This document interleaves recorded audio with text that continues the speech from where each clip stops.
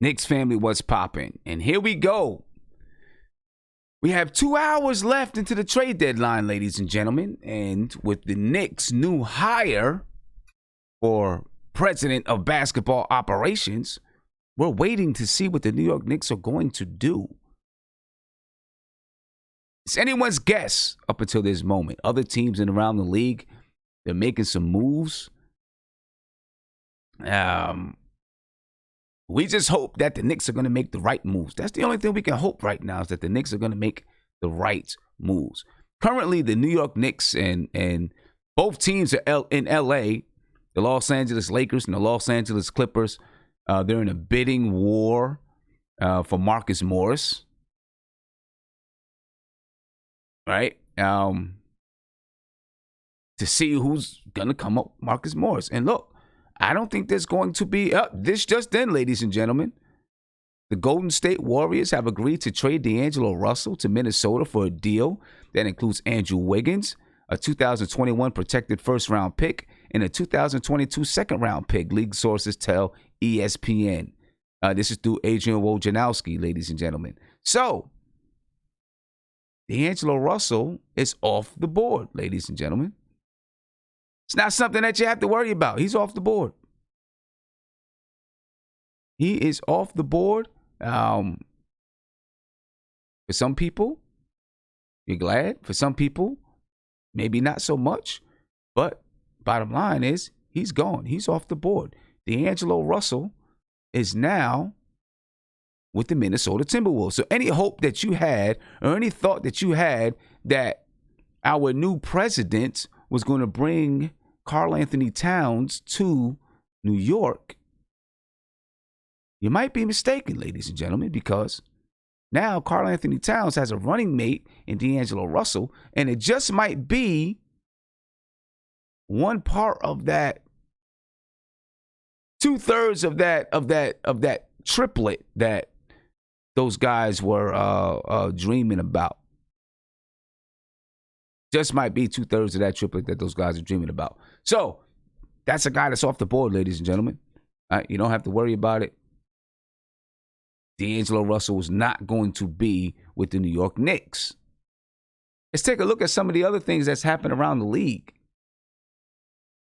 All right, and I doubt that the NBA has it already, but we'll take a look at some of the other things that's happened around the league, and then we'll talk a little bit more about this D'Angelo Russell to the Minnesota Timberwolves. Again, I'll read that out to you so you have an idea of who's in it. The Golden State Warriors, according to Adrian Wojnarowski, have traded D'Angelo Russell to the Minnesota Timberwolves for a deal that includes Andrew Wiggins, a 2021 protected first-round pick, a 2022 second-round pick. Warriors will also send Jacob Evans and Omari Spellman to the Timberwolves. All right, so any thoughts that you had of this guy coming to the Knicks? It's done with, ladies and gentlemen, and I'm going to bring this across the screen in just a second. So you got the information there. Right? Yes, sir, Bob. He's out the picture. Now, for the Knicks, we have to deal with what's going to happen with Marcus Morris. All right, the latest on the trade front, ladies and gentlemen. D'Angelo Russell traded to the Minnesota Timberwolves for a deal that includes Andrew Wiggins. Andrew Wiggins will be on his way to the Golden State Warriors. And the 2021 protected first-round draft pick, 2022 second-round draft pick. League sources tell ESPN Warriors will send Jacob Evans and Omari Spellman to the Timberwolves as well.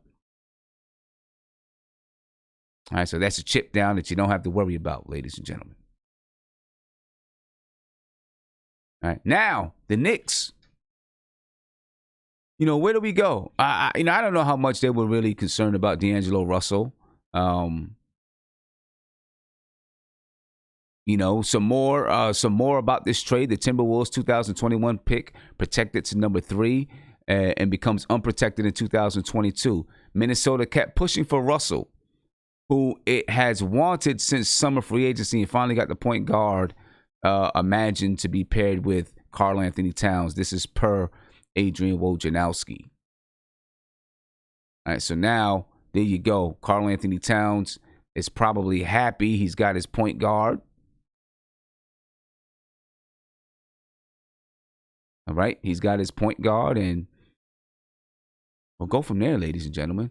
But let's get back to the New York Knicks. And I'm going to go over, some of the trades that's already happened. But let's get back to the New York Knicks.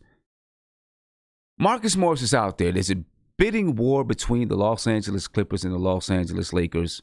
Let's just hope that, I'm guessing that Leon Rose is in charge of this bidding war.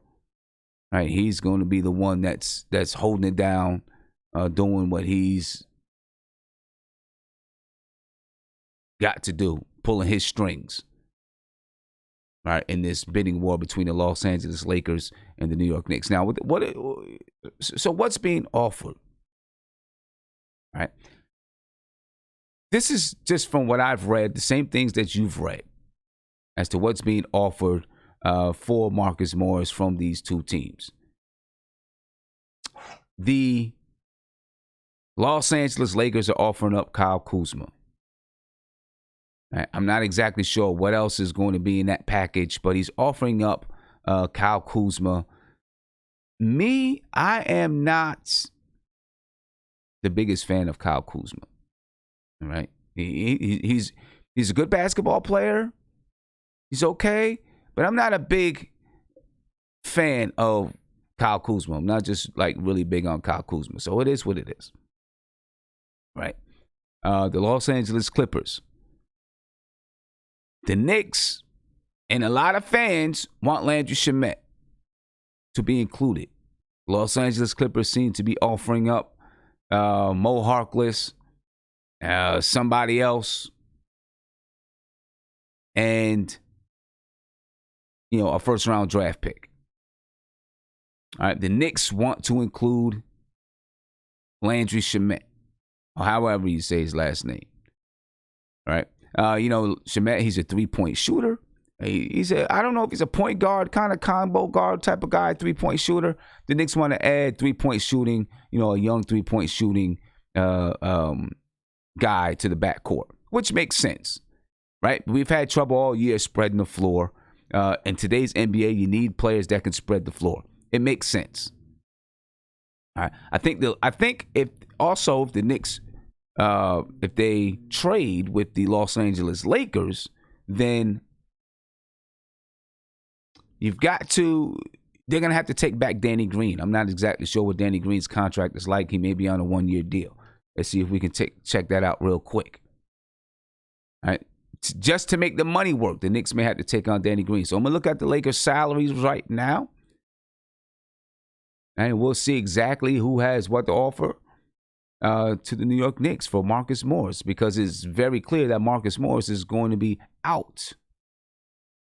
And the Knicks may take up until the very end, right up to the deadline to make this move.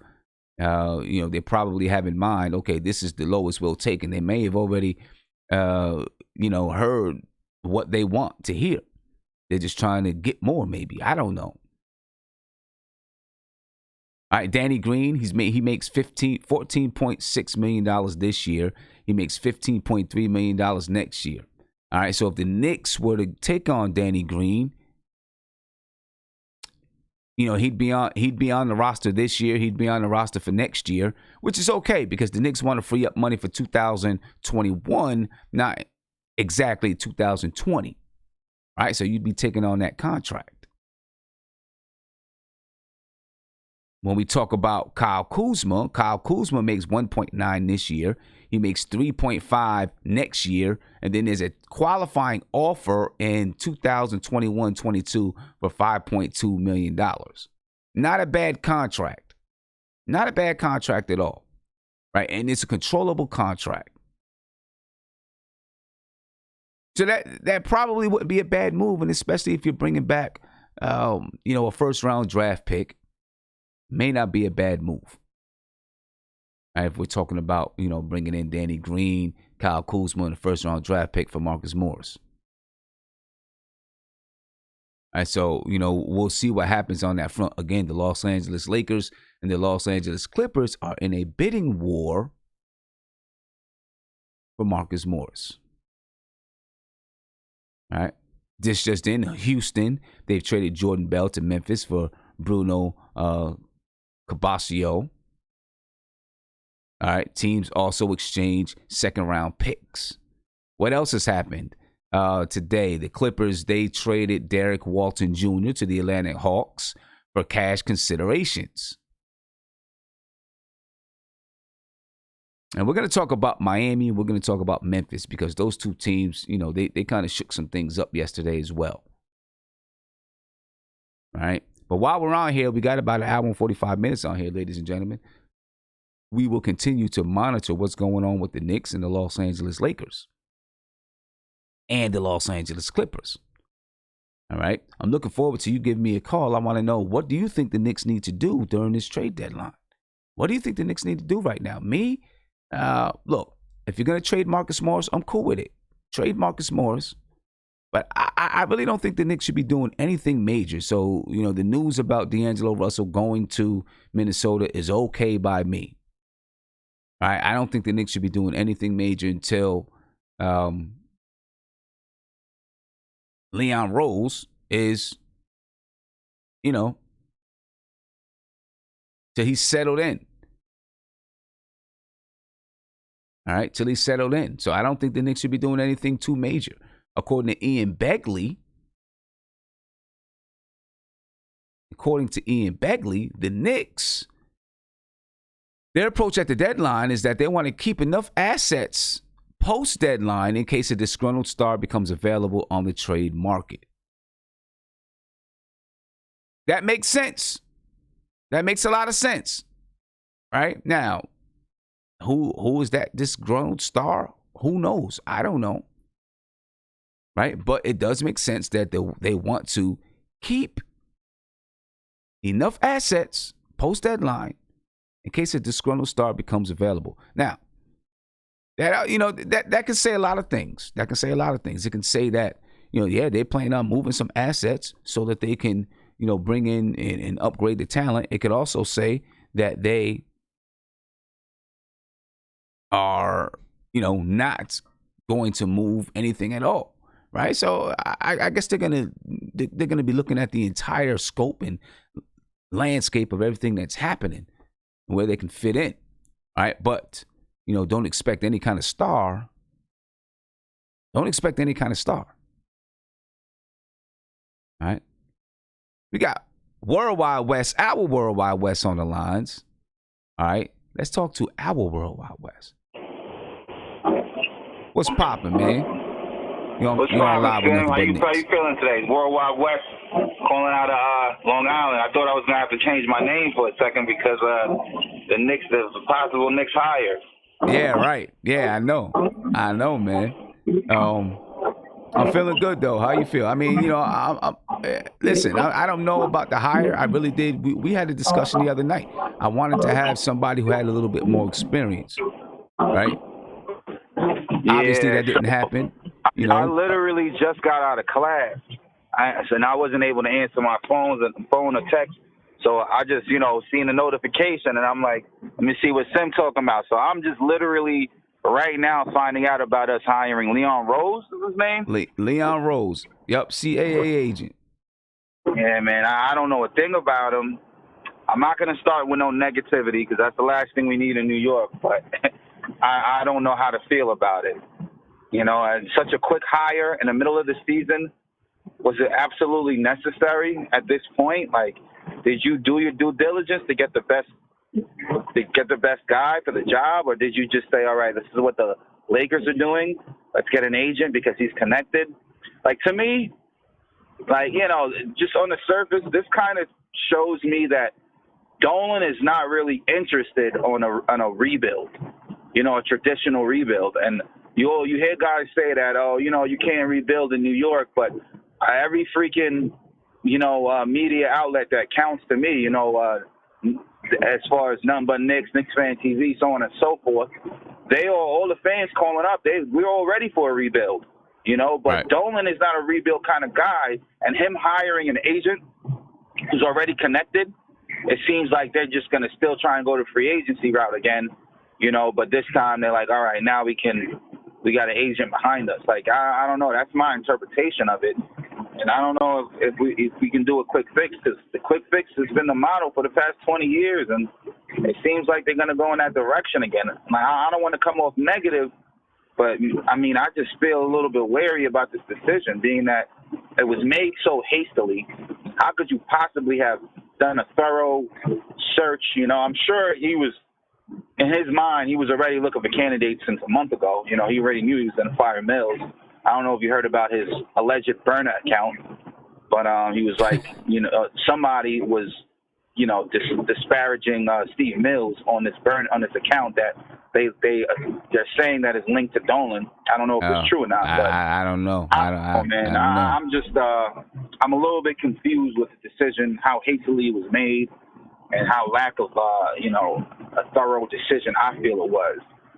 You never know. It might end up being the greatest thing we did, you know, but I don't know. I don't know how to feel about it, man. I want to hear your opinion, though.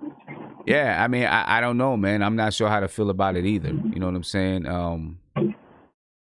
I'm kind of just in wait and see mode, you know, see how this thing works out, because I'm just not sure how to feel about it. You know, not sure at all. It does feel like, you know, some of the same, you know, connections over competence, right? Feels like some of that. You know, I'm not aware. I don't know much about him besides him being a super agent. I'm not aware of any other, you know, any time that he's ran. You know, well, he hasn't. He does not have experience running a basketball team and running basketball operations. So. I don't know if he's had. I don't know if he's had. Do you know any of his notable clients? Yeah, Karl Anthony Towns, Devin Booker, Chris Paul, Carmelo Anthony. I mean, he's a super agent. Okay. He's definitely a super agent, and you know, has a lot of weight around the league as far as that is concerned. You know, so I guess, you know, we'll see, man. We'll see. It's going to be definitely going to be interesting as we finish off this trade deadline. I'll say this. Now that D'Angelo Russell has been moved to the Minnesota Timberwolves, we should expect to see some things happen. It's been kind of quiet with the Knicks as they've been battling with the Los Angeles, or they've had, you know, they got the Clippers and the Lakers kind of battling it out for Marcus Morris. And I think also, you know, some of the quietness on the Knicks' behalf is seeing what happened, because they still had themselves in there for D'Angelo Russell, you know, had their hat in the ring. Now that D'Angelo Russell was in Minnesota. And maybe, who knows, maybe Leon Rose came in and said, we're out of that. You go ahead and do what you're going to do with Minnesota. We're out of that. Who knows? I expect to see something. I mean, it's got to. We got an hour and a half. So I expect to see something happen, you know, as it pertains to Marcus Morris. Now, I'm not just concerned about Marcus Morris, though. If you're going to move Marcus Morris, Bobby Portis, you should do something with Bobby Portis, Wayne Ellington, right? Alfred Payton. You should probably do something with those guys, too. You know what I mean? So I guess there's a lot of work to be done, man. There's a lot of work, and there's only an hour and a half left. So I have a weird feeling we're going to go after, we're still going to get a point guard, like maybe Dennis Schroeder. I really don't, I wouldn't want to do that. I mean, I was with the D'Angelo Russell if we didn't have to give up this year's first-round draft pick, right. You know, because he could slide into the 1 or the 2. He could play alongside, you know, point guard or traditional shooting guard. But Schroeder's not so much the same. You know, he's not as interchangeable. So I would kind of like stay clear of him. But I don't know, man. I'm a little bit nervous. I'll be content with us making a trade with the Clippers or the Lakers. I'll take back Kyle Kuzma, or I'll take back a first-round pick from the Clippers.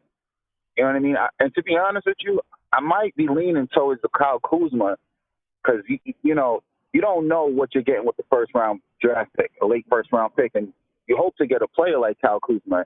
He's still young, second year this is the second year in the league, I believe, maybe third, and he's still on his rookie scale contract. We can hold on to him for another year or two, and hopefully he develops. He kind of has the kind of game that would fit our team, a little bit of versatility. I don't know. Yeah. I kind of like Kyle Kuzma. He's still on his rookie year contract. Kyle Kuzma makes $1.9 million this year, $3.5 next year, and then in 2021, 2022, there's a qualifying offer. So if you don't want him, if you don't like him, you don't think he fits, you don't have to extend the qualifying offer to free up that money for the summer of 2021.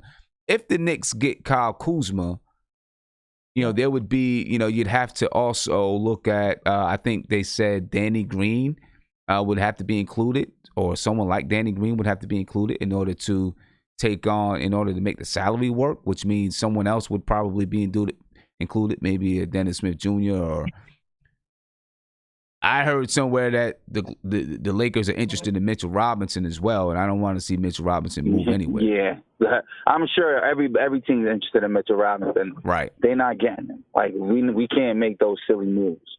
You do something like that, and it's going to be a problem. Yeah.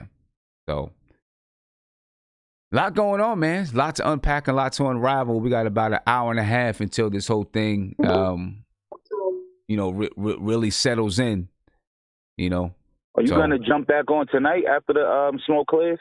Yeah, I'm gonna jump back on tonight after the game. I'm on till 3:00, and then I'm jumping back in after the game. All right, sounds good. So I'm gonna check you on that one. I'm gonna see if I could hop on the video chat. All right, cool. That sounds good. All right, Sim. God bless. All right, man. All right, peace. And other reports, ladies and gentlemen, the Miami Heat are making a run, folks. I'll tell you that right now. The Miami Heat, they're making a run. I'm going to jump on the line with another caller, but we're going to talk about the Miami Heat after this call because they're making a run. They're trying to push their way. They think that they can be contenders. Let me take this call, and then I got Isaiah here in the video chat. We're going to talk about the Miami Heat. Caller, you're on live with Nothing But Knicks. What's popping? Hey, Sim, what's popping, man? It's what's good with Hunter, you, bro? Man. It's been a minute. Good. Yeah, I'm glad you called in, man. How you feeling? Yeah, hey, man, I gotta say, man, I'm feeling pretty good about some of these executives we're bringing in, man. I know it's a little different to have a super agent run a team, but you see what's been going on with the Lakers with Rob Pelinka, man. It's not a bad deal. They seem to have the right connections and able to bring in a lot of players. I know. For a fact, it was Leon Rose, right? I think he's pretty much a super agent. He's got Devin Booker, he's got Town. Now, that's not saying those guys are definitely going to be Knicks, but I think if we have any chance, that's pretty much a big chance if we're able to, sign him to be president. I think he's going to do everything he can to get the top free agents to the Knicks. Now, I'd say this good right now. Yeah, I would say this, that the Karl Anthony Towns and Devin Booker coming to the Knicks might not be as... Look, the Minnesota Timberwolves just traded for D'Angelo Russell. You heard Devin Booker in the past say that, Karl Anthony Towns, Devin Booker, and D'Angelo Russell, that they would like to team up. You got 2/3 of them in Minnesota. Yeah, true. So, we'll see how that goes, man. I just heard about that D'Lo trade. All right, that's a good look for the Timberwolves, man. So what do you think about as far as like what we're doing with the front office? I think it's good. I heard about Worldwide West too. I don't know if we're definitely gonna get him. And then the guy named Stouty, marketing. I guess he's a marketing guy. But I guess Steve he's been a part of the Knicks. Steve Stout, he's a marketing guy, yeah. You hear me? Yeah, I can hear you. Steve Stout. Steve Stout. He's not in the front office. Yeah, they kind of he's like a contract employee or whatever. A contracted advisor that is helping them to improve the marketing. and their Yeah, reputation. I mean, what are you thinking about it? I think it's good to bring in new blood right now, man. You know, I mean, the Steve Mills thing. Obviously, we all wanted him out. I think the Dolan thing is kind of like, you know, Dolan leaving is like, I mean, who's gonna come up with that money for the Knicks? Maybe somebody does, but I don't see that happening. But the fact that he's willing to finally move on from Mills, bring in some fresh blood, bring in some guys that seem to like, you know, a lot of these guys seem to like know all the NBA players. They're in good standings with them. You know, they're friends Right. with, you know, they're rubbing shoulders with all the right people. So to me, I'm not going to say overnight that makes the Knicks attractive, but I think obviously you have a new owner, you know, you have fresh blood coming to an organization, you know, people you could identify with. I think a lot of the NBA superstars are going to be like, all right, you know, Yeah, it might not be and perfect now, but they're making moves to right the ship. yeah, You know, and you know, I agree that could happen, but still, I am a big proponent of not just making connections, but your organization has to be intact. You can make as many connections as you want, and you can bring in star players and stuff like that. But if you're going to build anything with any kind of sustainability, you've got to have a strong organization. So you need people that can build an organization, not just bring players in, right? You've got to have a strong structure within your organization to make it last, to make it be long lasting. So while it's great to have people that can market the organization and make the face of it look good and all that kind of stuff, what's happening internal is what counts. Yeah, that's you know what I'm saying? true. That's what true. counts when you talk about longevity. You know, so I'm in wait and see mode. We'll see. You know what I mean? Yeah, we will No, definitely see. we got to be, and then we got to see what you think we're gonna make a movie for 3. I think we We're gotta gonna do something. We're gonna do something. It's probably gonna include Marcus Morris, but it's not gonna be anything big, I don't think. Hey, I'd love to see. I'll tell you what I'd love to see, man. If we're gonna, it seems like they want to move Morris. If we can move Morris and get Kuzma, man, I think he fits right into what we're trying to do. You know, young, he could score. You know, I like his game, man. So if we're gonna do that, I'd rather see a Kuzma than what were they going for, a Harkless? I'm not too far from Orlando, so I have watched Harkless' career, if but you get he seems like Kuzma, he's never really. He seems like he is who he is. You know, he's gonna come, he's gonna play defense, he's gonna hit a couple threes, but he's not gonna be. I don't see him being anything special. And then the kid Shamit, what is it, Shamit? He could shoot, but again, here's another role player. You know, to get rid of Marcus Morris. To me, if we could say we get Kuzma or maybe Kuzma and the first round pick, I mean, sign me up in a heartbeat for that. Okay, all right. That would be some real good news for me personally. All right. Well, hey, my man, I appreciate the call. All right. And always a good show, man. Keep it going. I've been working. I got a new restaurant, so it's hard to call in, but always checking in for the show. So keep it up, man. Hopefully I appreciate it, man. Good news this afternoon. Yeah, good luck with the restaurant, man. Hopefully, that works out well for you. That's big stuff, man. Big news. That's good. Anyway, let's talk about the Miami Heat. I want to talk about the Miami Heat because they're doing some things, ladies and gentlemen. And obviously, last night, the Miami Heat made a trade. The Miami Heat and the Memphis Grizzlies, they made a trade for Andre Iguodala. Iguodala is now, I guess it's not done yet, but he's on his way to Miami. All right, if you remember, the Golden State Warriors traded Andre Iguodala to the Memphis Grizzlies for cat. The Memphis Grizzlies basically absorbed his $17 million contract. All right, and they accepted first-round draft pick from the Golden State Warriors. Andre Iguodala decided not to play this season. All right, he decided not to play, and he hasn't played because he didn't want to play for the Memphis Grizzlies. He's on his way now to the Miami Heat, who just traded for Andre Iguodala. And the Miami Heat, ladies and gentlemen, they believe with Andre Iguodala in tow that they're putting themselves in the conversation to be contenders in the Eastern Conference. You know what I'm saying? We'll see. We'll see. But they believe that they're putting themselves in the conversation to be contenders in the Eastern Conference. It could be, it could not be. We'll have to see how it works out. We know, Andre Iguodala is like one of them ultimate, consummate role players, that, he should fit very well in that Miami culture. Let's take a listen to Andre Iguodala. I don't know if you listen to this or not, but let's listen to Andre Iguodala talking about this trade to the Miami Heat. Take a listen, folks. What's up, y'all? It's Andre Iguodala in the gym right now in the lab, getting ready for an exciting opportunity. Really looking forward to it. It's been a good road the last couple of months, looking at basketball from a different perspective, but also understanding, the position that I've put myself in, I should say, as a black athlete, and having ownership of my brand, having ownership of the moves that I'm able to make, and hopefully this will be a case study, and whether it be at HBCU or Harvard Business School, and how athletes view themselves and move in the future.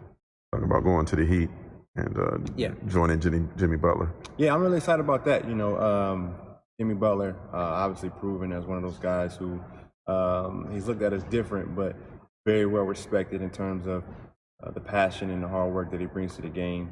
And I feel like his temperament and, the values that he has really resonates with the Miami Heat, and they very well aligned. I think he's brought out the best in those young guys.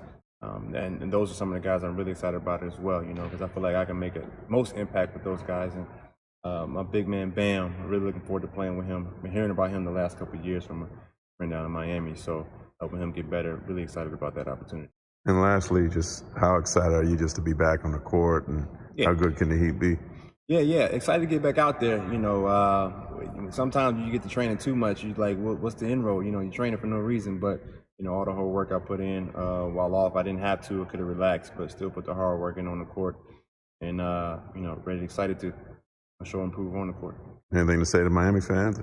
Yeah, I've been getting a lot of love so far, so excited to get to the 305, and excited to be in some great weather, and excited to see my man Ray on the golf course. So there you have it, ladies and gentlemen. Andre Iguodala negotiated his own deal and is doing his own work, kind of breaking the mold. There's been players who've done it before in the NBA, but breaking his own mold and working his own deals and having control of his career, having control of his brand and all that kind of stuff, is on his way to Miami. Not the only player on his way to Miami. All right, Jay Crowder, he's on his way to Miami. Okay? Jay Crowder has been traded to the Miami Heat. All right, Memphis is sending Jay Crowder and Solomon Hill to the Miami Heat. And the Heat are sending Dion Waiters to the Grizzlies as part of the Andre Iguodala trade. All right. Now, the Heat are also trying to get Danilo Gallinari. Now, after we talk about the Miami Heat, then we're going to go and we're going to talk about the Memphis Grizzlies. All right, because they're building something pretty special in Memphis as well. But let's talk about this Miami Heat. And do you think, with Andre Iguodala going to Miami, he fits the culture? Jay Crowder, he fits that culture. So we're going to have to see Jay Crowder again. We know what happened in the Garden. We'll have to see him again, maybe a couple of times.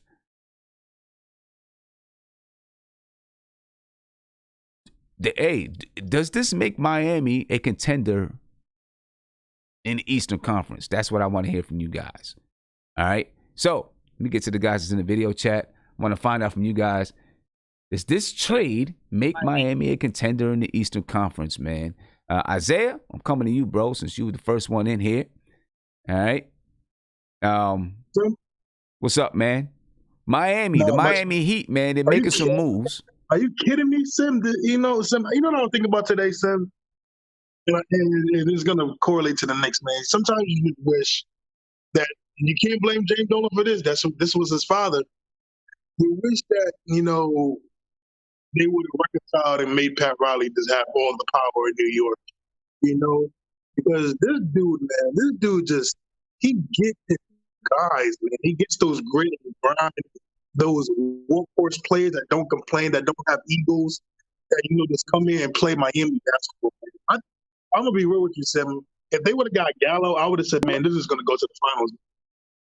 Like, this is the type of team that goes to the finals. These guys are great, grinding and hungry, and these are dogs. And you just got to tip your hat to Pat Riley, man, because this dude just stays consistent and the way he does things, man, and it just makes you think like, dang, if only James Dolan Sr. just would have did it. Stop letting his ego get in the way and just let what's his name have all the power, man.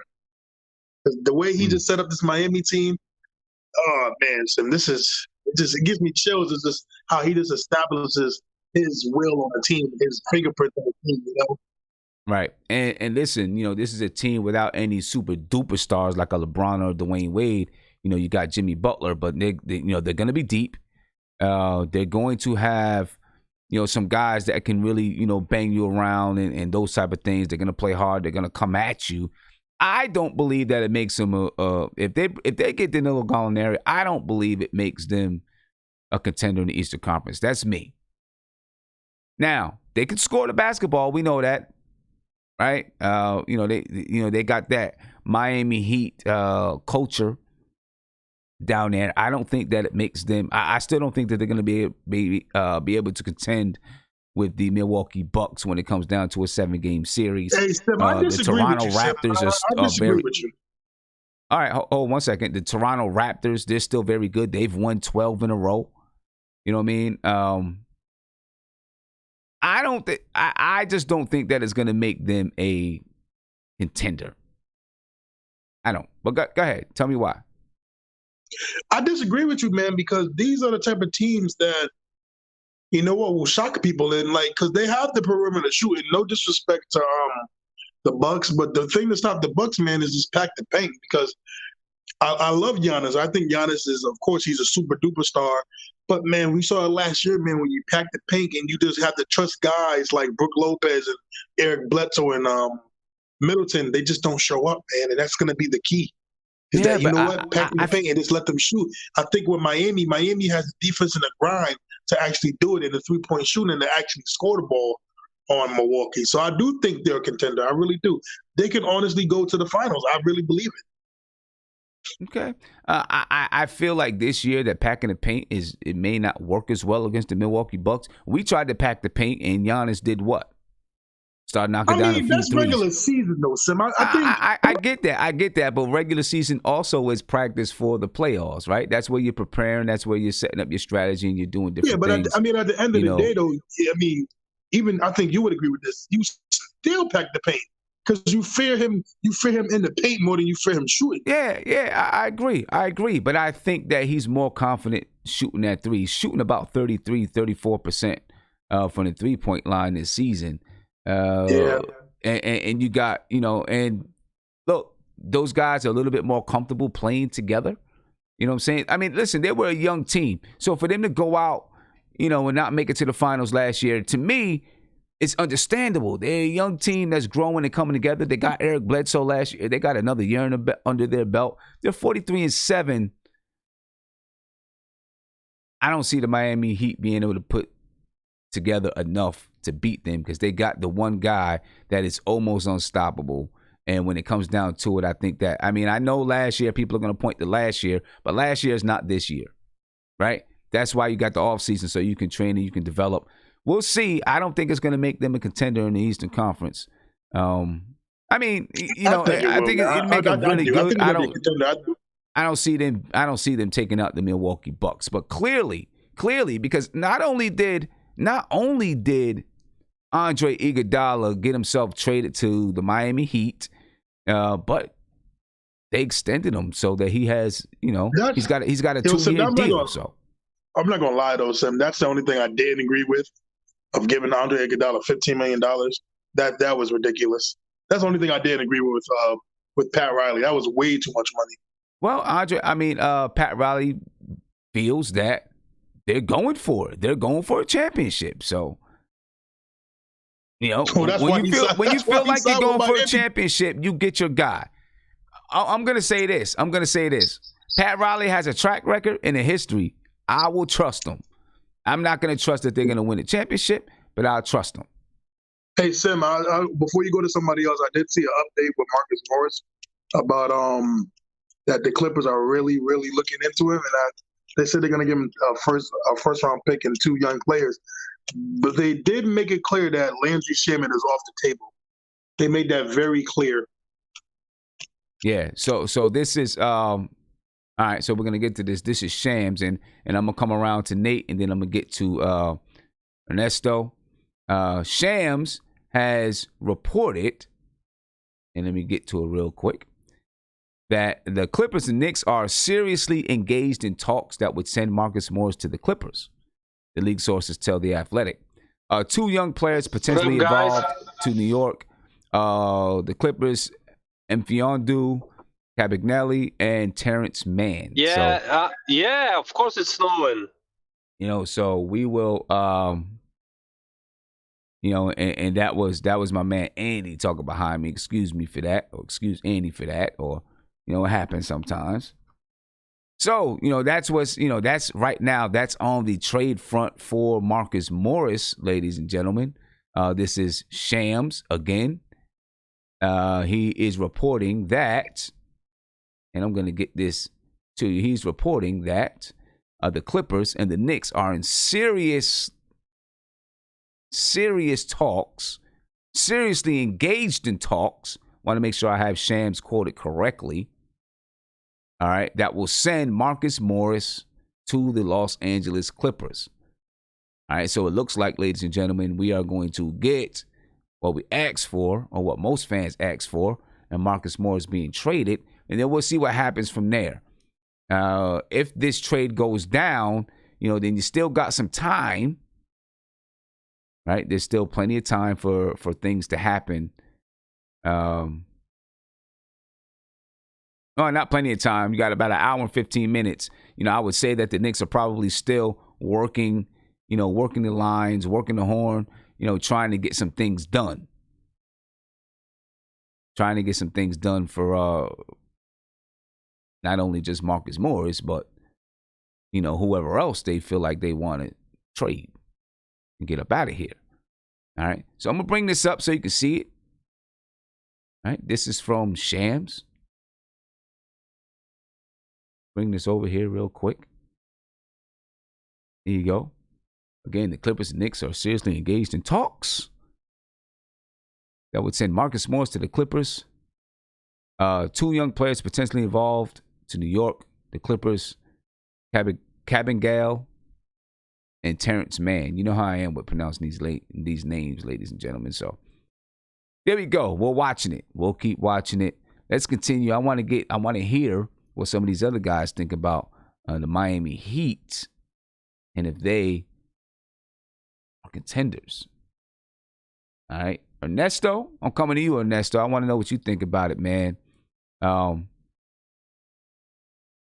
going on, man? Do you think that the Miami Heat and bringing in Jay Crowder, bringing in Andre Iguodala are contenders in the Eastern Conference? Can they take out the Toronto Raptors? And can they take out the Milwaukee Bucks and the Toronto Raptors?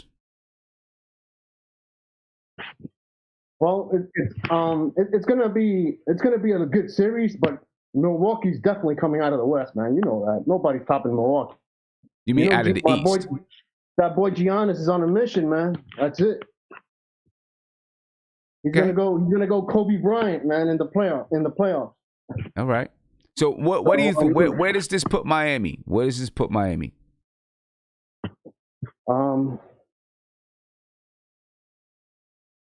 This probably puts Miami right below Milwaukee. I think it puts them a little over Toronto, honestly. Okay. I think now they have as much depth or even more depth than Toronto, because Toronto has an awesome bench over there. I mean, all those guys can play. All those guys are long and tall, athletic, and all of them are two-way players, basically. So most of them, not all of them, but most of them. And I mean, if they do get Iggy, I mean, they're gonna have all the shooting they need. I mean, not Iggy. I mean, Gallinari. You know who I'm talking about. Danilo Gallinari. If they get Danilo Gallinari, he's not a two-way player, but it's just more spreading the floor. spreading the floor for guys like Jimmy Butler and Kendrick Nunn to attack the rim. I mean, one thing about Miami, man, look, Miami's been in the playoff the last couple of years. And they've been picking late in the first round, mid to late in the first round. Right. And the players that they drafted are making a better impact than the players we've drafted. I mean, look at this year's draft. Last year they drafted Adebayo. Who do you want, Knox or Adebayo? You taking Adebayo right now, right? He's an all-star. Well, yeah, okay, Adebayo, yep. I mean,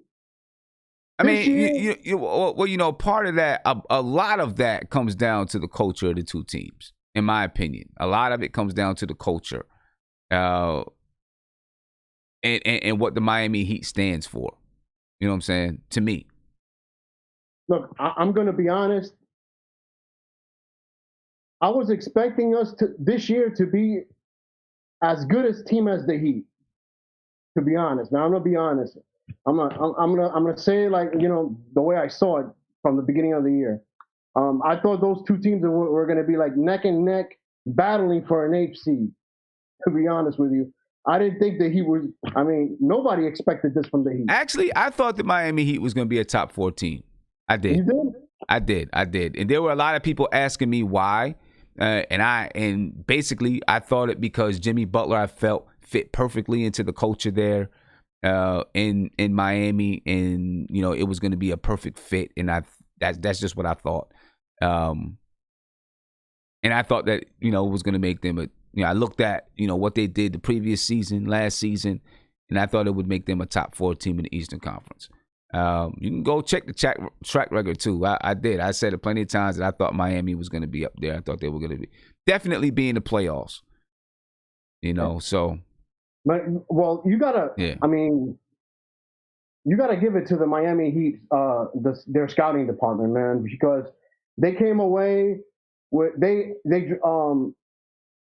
Kendrick Nunn was an undrafted player, I believe, and they got him. They got Tyler Hero. Yeah. I mean, that guy's that kid can straight out ball. I mean, that kid is going to be good. I mean, I'm down here in Miami, and I see him play all the time, and he's just a sharpshooter, man. When he's on, he's like, he's good. He can get his shot anytime he wants to. I mean, he has a good pull-up jumper. He attacks the rim. He's the best thing about him is that he is fearless and he is clutch. And that's what you want, man. You want closers, because basketball, 80% of the games are going to come down to the last 5 minutes. You need people to close out games who are fearless. And they thrive for those moments. And that kid has it and then some. That kid he's going to be a star, man. All right. I hear you, man. I mean, obviously RJ was the pick at number 3. That's who I wanted. That's who most of the Knicks fans wanted. And you know, rightly so. I think he was the right pick. But hands off to Tyler Hero, man. I mean, and the Heat, because that kid can ball. Yeah. And as far as Iguodala, Isaiah was mentioning about his contract. When I saw that contract, I mean, I was like, what? This guy's a dinosaur. He's getting 2 years, but the second year is an option, so it doesn't look as bad.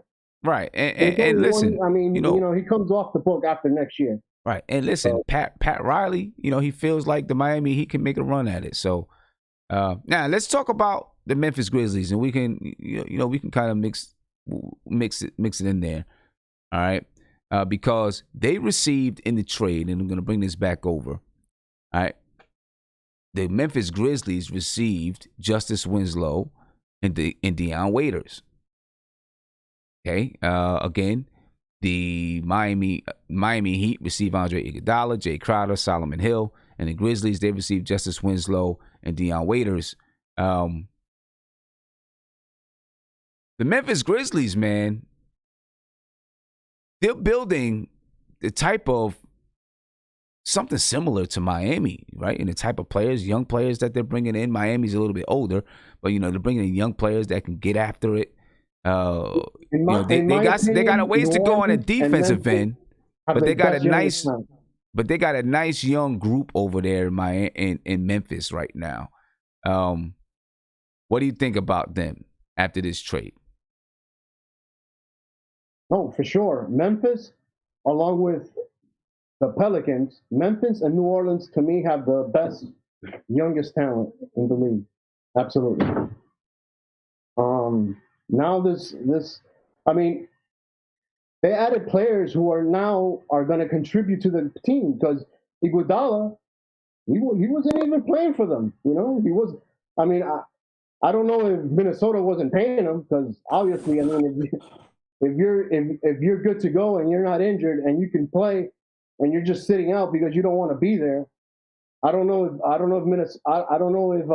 Memphis was paying him or not, but they have to. We're getting no contribution from Iguodala. So yeah, if that money Winslow is going to create more depth, and Winslow's a player who can play 3 different positions, because he can defend 3 different positions. And in Miami, he did play the point guard from time to time. So he has playmaking abilities. So this is going to give him a lot more depth, because all these players are going to play and they're going to contribute. So, right. I mean, but Memphis, they're young and they're good right now. Right, exactly. They're good right now. But they had to pay Andre Iguodala, right? They had to pay him. His money is guaranteed. I'm pretty sure they sat down and they discussed it and said, hey, this is what's happening. And Andre Iguodala said, listen, I don't want to play here. I want you guys to work out a deal, blah, blah, blah. I'm pretty sure they came to that type of agreement, Evergreen, I'm coming to you, man. What's going on with you, bro? What's up, y'all? Listen, man. I don't give a damn about none of those trades. That don't have nothing to do with the Knicks. Okay. So I don't care. No. I mean, it is what it is. I think we're definitely getting ready to watch probably the most exciting Eastern Conference battle that we've seen in maybe the last 15 years. I think this is going to be a really competitive Eastern Conference battle. I'm just going to watch it for the entertainment, but I really don't care. All I care about is what are we going to do with this Morris trade, and is anybody going to fire? Are we going to fire on this D'Lo trade? Those is what matter to me right now. Well, D'Lo is off the board. D'Lo's been traded to. D'Lo's off the board.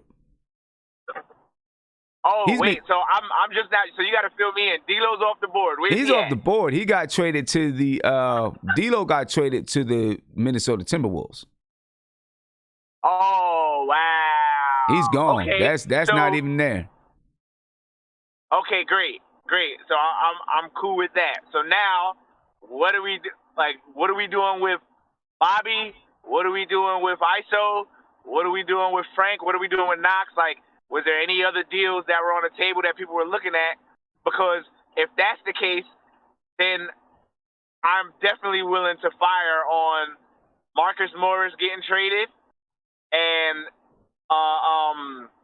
Marcus Morris getting traded and what's his name getting waived. Yeah. So right now on the Marcus Morris front, right, it really looks like that Marcus Morris is going to go to the Clippers. That's what it looks like right now, because the Los Angeles Lakers informed the Knicks that Kyle Kuzma is not he's not available.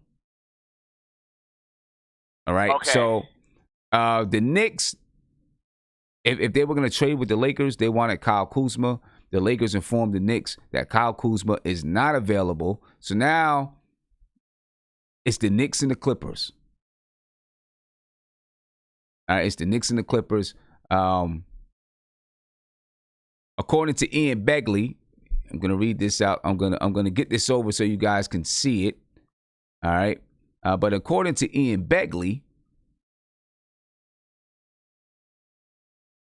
the Knicks were very hesitant to do a Marcus Morris deal with the Lakers if Kyle Kuzma was not involved. Stadium reports that the Lakers have told the Knicks that Kuzma is no longer available. All right. For the Clippers, one Los Angeles Clippers offer to the New York Knicks for Marcus Morris includes a first-round pick, and it sounds like it's the 2020 first-round pick. And Mo Harkless would likely be in the New York Knicks and LA Clippers deal for Morris. All right, so that's where we are right now with Marcus Morris. They said Shamet was off the table, right? Yes. Shamet's not. Right. Okay. He's off the table. They're not going to move on Shamet. The Clippers aren't going to move on Shamet. They're not going to let that guy go. Okay. So right, yeah, I mean, I don't even know if I would fire on that, honestly. Like, I don't know if I'd fire on that. If we're not getting Shamet and that first round pick, I don't know if I'd fire on it. I would go so far as to just keep Morris, re-sign him, and do some player waves to make some space for the young guys to start hooping. You know, again, as I said before, I am a huge proponent of Kevin Knox playing the 4. So if that means you drop off Bobby to get Kevin Knox coming off the bench for Randall at the 4, just to start getting his feet wet, like I'm a huge proponent of that, because I think that when he starts to grow and get size, that's the position he needs to be at. A lot of people are going to disagree with that, but the proof is in his putting on a defensive wing. You know, so if that means that we keep Marcus Morris, we waive Bobby Portis, and we waive Wayne Ellington, and we go into the draft for a point guard and a center, I'm cool with that. I'm cool with that, you know. But definitely the moves that I feel that need to be made is Bobby Portis has got to go. Wayne Ellington has definitely got to go, right? And then we can see about getting first-round draft picks with any of the other guards that we have, whether it be we move in DSJ, unfortunately moving ISO Zoe, or whatever the case is. But if we're not going to get Shamet, if we're not going to get that shooter, and that first-round pick, I'm not touching nothing. That's just me. But I'm not a GM. What do I know? I'm just a guy in uniform, you know? Yeah. We'll see what happens. You know, right now, I think with the new management, I think that they just want to get something for Marcus Morris. They want to get, if they want to, you know, they want to get that 2020 first round draft pick. That's what I'm thinking. Terrence Mann, and I really can't pronounce this other guy's name too well. And you know how I am with pronouncing guys' names. I don't want to botch it. Mfiondu Kabengele. Mfiondu Kabengele and Terrence Mann, and maybe their 2020 first round pick. That's what it's looking like right now that the Knicks may get from the Los Angeles Clippers. Now, how much are these guys making? I don't know. I'm going to go and check this right now, because if they're not making that much money, they're both young guys. If they're not making that much money, then there's going to have to be somebody else included in that trade. All right, so right now, Terrence Mann is making $1 million a year. All right, so he makes $1 million this year. He makes 1.5 next year, and then there's a team option for 2021-22 for 1.7, and there's a team option for 22-23 for 1.9. For Mfiondu Kabengele, he makes 1.9 this year. He makes $2 million in 2021. Then there's a team option in 21-22 for 2.1. Then there's a team option in 22-23 for 3.9. Right? So, in order to make this work, you figure this year is 1.9 for Mfiondu, $1 million for Terrence Mann. That's about $3 million. You probably got to include Mo Harkless in that trade as well, just to make the money work. And Mo Harkless makes $11 million this season, and he's an unrestricted free agent at the end of this season. So that's what it's looking like for the New York Knicks right now on the trade front for Morris Jr., for Morris Sr., for Marcus Morris Sr. That's what it's looking like on the trade front. who knows where it's going to go and what's going to happen. And if there's going to be anybody else that the Knicks look to move, you would hope and think that they're going to look to move, Bobby Portis and everyone. Bobby Portis. If you're gonna move Marcus Morris, just go ahead and do it. Blow it up. I don't want to say blow it up like we were a good team and you're blowing up a good team, but blow up what we got. Go all young and just let this new let the new regime go with a very, very clean slate. You know what I'm saying? Very clean slate of young players, which is the reason why I don't agree with the if Alonzo Trier is going to be traded. I don't get it. I don't understand it. I know he makes $3 million this year. He's a restricted free agent for next year. If anyone offered him anything, the Knicks could match it, right?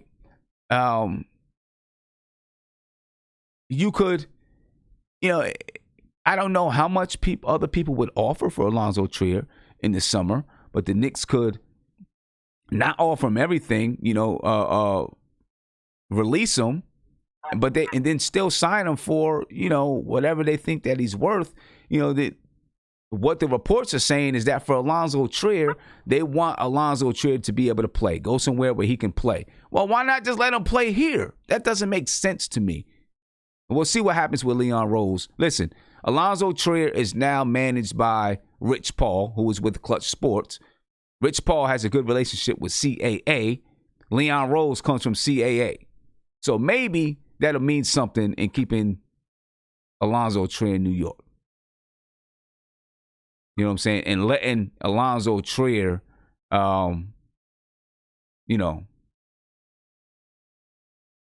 see.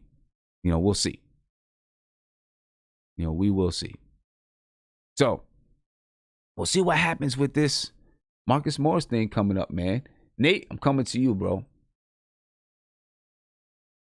Go ahead, Nate. You hear me? Yep, I can hear you. So if that is the case for Morris, listen, I told you before in many shows past, man, if we can get Mo Harkless, I'm for that. A young wing defender that the Knicks desperately need. And he could be a starter. He can actually fill in for Morris' spot. You don't have to put Knox in the starting lineup. He's a starter right now. He can be a starter with us. Yowandu, or what's his name? What's the other guy's name? Cabarelli or something? Hey, give me 1 second though, Nate. Yeah. I do want to say this, Guillermo. You said you said, do I remember when I said it was hard to trade Marcus Morris? I did say that, and if you look at the players involved, the Knicks are going to be taking back money that could possibly go into 2022, 2023. So what I said is it's very hard to trade Marcus Morris without taking back money. That's what I said. I said it's not going to be easy to just trade Marcus Morris and not take back money, right? And that the Knicks didn't want to take back money, right? Now, I'm going to read it again. I'm going to read it one more time for you, Guillermo. And I know you're at work. You probably can't call in, but I just want to, clarify for you. All right? And I'm going to show you what I'm talking about, because the Knicks has said that they didn't want to take back money, right? So going on that premise that the Knicks didn't want to take back money, yes, it would be very hard to move Marcus Morris without taking back money. Because what I said is, if you're going to move Marcus Morris, who is an unrestricted free agent at the end of the season, and expect to get a first-round draft pick, you're going to have to take back money. All right, so let's take a look. This is the Los Angeles Clippers. This is their salary. All right, so the three players that would likely end up being with the Knicks are Mo Harkless, Mfiondu Kabengele, and Terrence Mann. All right. Kabengele, 1.9 this season, $2 million next year. Team option for $2 million the following year. Team option for $3.9 million in 2022, 2023. Terrence Mann, $1 million this year, $1.5 million next year. All right. Team option for $1.7 in 2021, 2022. Team option for 1.9 in 2022, 2023. Now, obviously, these are team options, right? But what the Knicks had said is that they did not want to take back money. So what I said is it's going to be hard to move Marcus Morris without taking back money. Right now, if it happens this way, right? If it happens this way, then, they'd be taking back a little bit of money that they could get out from under in 2020, 2021. Now, we'll see if it's going to be a 2020 first-round draft pick or not, right? So, yeah, that's what that's what I was saying. You know what I'm saying? It wouldn't be easy because, they didn't want to take back money. But if they're willing to take back money, then there we go. And, yeah, Gamma, I know you're talking about the whole thing with Steve Mills, and clearly Steve Mills was a sour patch there and holding up the team from trying to trade Marcus Morris. So, yeah, I see what you're saying there. I wasn't trying to come at you. I was just trying to let you know what I was seeing, you know what I'm saying, and where I was at with it. That's all. Well, I ain't coming at you. I'm not trying to get you too excited at work because I don't want you to get fired. You know what I mean? You get too excited at work, then you end up fired, then, you be calling me up for spare change. I don't have spare change to give you. Let me get back to the guys that's here in the chat. Let me see. Nate, go ahead, man. I'm back to you, bro. Yeah, man. So discussing this possible Morris trade, man, I like it, man, because, don't get me wrong. I like Marcus Morris, man. I wish the Knicks would keep him, but reality is if you can get some young a starter and a draft pick and a couple of young prospects, hey, man, you got to do what you got to do, especially this guy being a free agent. You're going to have to pay him big money. Right. I like the Mo Harkless if we get him because, like I said, he's a starter. You plug him in with in place of Marcus Morris, automatically your defense gets a hell of a lot better. I think he's a better defender than Marcus Morris is, in my opinion. And his shot's not bad. This Cabangeli guy, I just looked him up. He played for Florida State. I remember his name. I watched him in the tournament. And if you know anything about Florida bigs, man, Florida bigs play great defense and they're good rebounders and good shot blockers. They're raw as hell offensively. But, man, they've got some talent, man. It's like a Mitch Robinson 2.0 in a sense. So I like that one. Okay. And then the other one you said was Iwandu or something like that, right? That was his name? So let me cut you off for just a minute. Hey, right? Nate, let me cut you off for just a minute. Some breaking news here. Shams is reporting that the Knicks are finalizing a deal to send Marcus Morris to the Clippers for Mo Harkless and other assets. All right. Again, the Knicks are finalizing a deal to send Marcus Morris to the Clippers for Mo Harkless and other assets. The league sources tell The Athletic. Sides are still working on exact additional players and picks. All right. I'm going to say this one more time. According to Shams, the Knicks are finalizing a deal to send Marcus Morris to the Clippers for Mo Harkless and other assets. The league sources tell The Athletic in the stadium. Sides are still working on exact additional players and picks. So there we have it. Nate, what's up, man? What's your take? No, yeah, that's what I'm saying. It looks like Mo Harkless is going to be the cornerstone of the trade. And I'll tell you what, man, if the Knicks have a way of getting a 2020 first-round pick, I don't care where it is, first-round pick and Mo Harkless is a starter, hey, man, that's a good deal.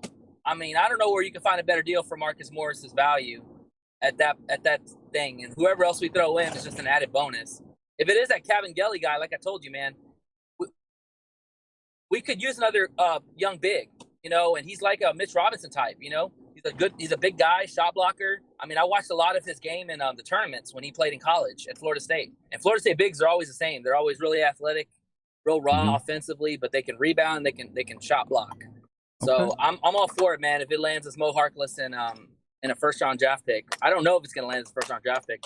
I think they're going to try to give Mo Harkless and a couple of assets, young players, without giving a draft pick. But yeah, if we can swing a draft pick, it sounds like it would be Mfiondu, Cabangeli, Hopefully I said his name correctly, and Terrence Mann. It sounds like it'll be those two guys. At least that's what it looks like right now. That's what had been reported, that those two names were thrown around in the negotiations, in the conversations. Yeah, that's all the Clippers are doing is just clearing their bench. They're clearing the end of their bench, and giving away Mo Harkless, like I said, a starter for them, for Marcus Morris, which they're going to plug Marcus Morris in the starting lineup, just like we're going to plug in Mo Harkless probably in the starting lineup, in place of Morris. So, yeah, it's a swap. If we can get a draft pick, hell, it's even better. But I'm okay with that trade because, like I said, you get a young defender who's not a bad player. I mean, if anybody watched St. John's, Mo Harkless can play, dude. I mean, I still think he's got a lot of game left in him. And like I said, Morris is going to leave in the offseason, and you're going to have to pay him a lot of money. So now you can put that money somewhere else. Now that D'Lo's off the books, the Knicks really need to figure out what the hell are they going to do with their point guard situation. Okay, they don't have a point guard in the future. Yeah, I feel you there. Again, ladies and gentlemen, reported by Shams, the Knicks are finalizing a deal to send Marcus Morris to the Clippers for Mo Harkless and other assets. The sides are still working on the exact additional players and picks. So there will be picks involved. All right, we'll see exactly what those are. And just to give you an idea, Mo Harkless, he makes $11 million this season. All right, now the other players that were mentioned in previous reports is Smith-Yondu, Kevin Gailey, and Terrence Mann. Both of these guys are under contract, under team control until 2022, 2023. Now, in 2021-22, 2022 and 2023, both players have team options. So we'll see how this works out for the New York Knicks, ladies and gentlemen. Marcus Morris is going to be on the move. All right, looks like he's going to be going to the Los Angeles Clippers, and this deal should be finalized soon. All right, this deal should be finalized pretty soon. The New York Knicks sending Marcus Morris to the Los Angeles Clippers for Mo Harkless and some other assets. And we'll see what the Knicks decide to do from here. All right, ladies and gentlemen, I want to get your take. Give me a call, 516-405-2246. Give me your call. Let me know what you think about it. Is this the right move for the Knicks? And then what should we do next? Where do we go from here? All right. Are there any other moves that we should be doing? We have about 45 minutes to the end of the deadline. Any other move? Any other moves that we should be doing, ladies and gentlemen? Let me know. All right, I'm going to come back to the video chat, find out from these guys if you think there's any other moves that we should be doing. Anything else that should be taking place. All right, let's see who we got here. I know some people want to get their piece in. Mark, see what Mark's talking about. Mark, what's good, man? So I'm sure you probably heard that Marcus Morris looks like he's going to be on the move to the Los Angeles Clippers. No, I just got in. I was just taking a shot. I didn't see nothing that went down yet. So in that case, let me know the trades that we got. Well, we don't know everything yet. Right now, what we know is it's going to be likely Mo Harkless, maybe Terrence Mann, and Mfiondu, Kevin Gailey. Isn't that big man from Florida? He's a big man. Yeah, big man from Florida. That was a good trade because that kid has a lot of talent, and he was playing for Doc. We don't know if that is the exact trade yet. Oh, okay. But his name was mentioned? We don't know who the other. We know it's going to be Mo Harkless. We don't know who the other pieces are yet. Those pieces have been reported to be in. They've had discussions about those pieces. So. Okay, so if he comes in along with that trade, that's how you make trades when you're developing, because that kid, he has raw, defined talent. He's smart on the defensive end. That would be to me, that would be a steal to get rid of Marcus Morris to get that young talent. I like him a lot. That's a good. And if they're about to give us one of those think he's 6'5". I forgot his name. I got to see his face to remember his name. He's another good player that we can add to our talent. So if we're getting 3 players for Marcus Morris and picks, Jesus Christ, we hit something. That's how you trade. That's how you make moves. That's how you obtain assets for a player that don't have no significance to us. One bit iota. So that was a good move. If it goes down, which might likely could go down. They're finalizing the deal. The deal is being finalized. So we'll see from there. The deal is being finalized. As Mark takes the ash off of his knees, I'll let Mark go ahead and take the ash off his knees in private. I do want to announce that the Cleveland Cavaliers have traded for Andre Drummond. The Cleveland Cavaliers are finalizing a trade for Detroit's Andre Drummond, according to Adrian Wojnarowski. I don't know. I don't get it for the Cleveland Cavaliers. I don't get it unless I don't know. I don't know. I don't know. That makes me kind of turn my head a little bit. Huh? Why? But hey, that's the Cavaliers. That's what the Cavaliers do. Make them kind of crazy trades.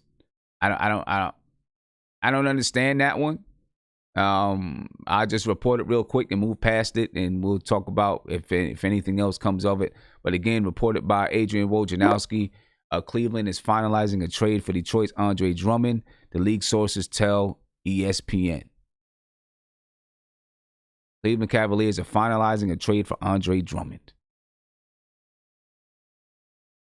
So we'll see. I want to get back to the guys that's here. Because I want to talk some more about Mo Harkless and, where we think that Mo Harkless is going to fit within, what we do with the New York Knicks. All right. Is he just going to be a guy? Listen, Mo Harkless is a free agent this year. He makes $11 million this season. He's going to be a free agent at the end of this season. All right. Obviously, the Knicks are going to look at him and see what he can do, see if he is worth keeping around, right? I want to know what you guys think. Is he going to be someone that you think might be worth keeping around, or he's just going to be a drop in the pan? He's going to come to the Knicks. He'll be here for a couple of months, and then he'll move on his way. Maurice Harkless, ladies and gentlemen, this season for the Los Angeles Clippers, he's averaging 5.5 points per game, 4 rebounds a game. He shoots 51.6% from the field, 37% from 3, 6'7", 220. Played at St. John's. He's 26 years old. All right, he's going to come and fit right into that 3-man spot. Who knows if he'll be starting or if he'll come off the bench when it finally happens. Clearly, Morris, when this goes down, is not going to play tonight. The Knicks play the Orlando Magic tonight. He's not going to play tonight. Neither one of these guys will play tonight. Maybe you'll see Mo Harkless, in a couple of days or whatever. Right? I don't know, man. What do y'all think? Nate, I'm coming to you, man. What do you think? Yeah, man, I think the real question you have to ask yourself is who's going to be our head coach, because it doesn't matter if he plays out and we fire Miller. I mean, who's going to be our head coach, and are they going to value a player like Mo Harkless? I mean, that's really what I want to know is really going to happen. Again, we talk about the dysfunction of an organization. Well, you bring on a player who is a free agent, who is a young player, 26 years old. I still has not feel like he's hit his peak, but yet you don't have a coach in play because you probably are going to fire the coach you have now. So more likely. So again, to me, it makes no sense, but I mean, I guess if this regime, you want to call it, wants to take this guy, then obviously they're going to have some say going forward with the next coach to keep him. The guy's a good defender. I mean, he's a wing defender. He's athletic. His shot's not bad. He's a plug-and-play player. You put him into the starting lineup, and like I said, I think your defense doesn't miss a beat. It might even get better. I think he can guard multiple positions. He's very versatile. The question is that here's the battle you're going to have. Does this regime believe enough in Kevin Knox to put him in the starting lineup, or do you bring a Mo Harkless who has a little more seasoned vet to him and put him in the starting lineup? And what does that say about Kevin Knox? You know, so that to me is going to be the biggest conundrum of anything, because, you know, how high are they on Kevin Knox? You know, how much do they really believe in this guy now that they go get a guy like that plays the position of Kevin Knox and Mo Harkless? That's, you know, more seasons. Yeah, we'll see. We'll see how high they really are on Kevin Knox and you know, see how this fits. But, you know, I think right now, listen, I don't think there's going to be anything major that happens. You know, probably going to be more small. You know, I don't want to say that's a small trade, but if anything else goes down, there'll be some, you know, little small things here and there, right? To free up, you know, Bobby Portis, Wayne Ellington, all of those guys. Now, talking about those guys, right? Those guys, if the Knicks don't make any trades for them at the deadline,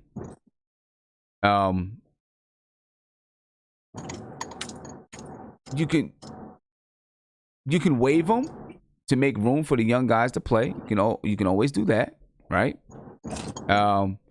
You may be able to trade those guys during the draft, right?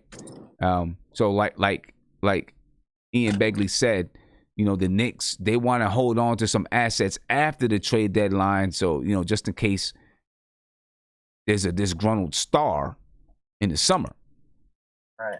Okay? Because since those guys, when we talk about, you know, we talk about Bobby Portis and Wayne Ellington and Taj Gibson and Elfrid Payton, the Knicks have until June 28th to decide what to do with these guys, right? If on June 28th, if the Knicks decide to keep them, then their contracts become fully guaranteed the following year.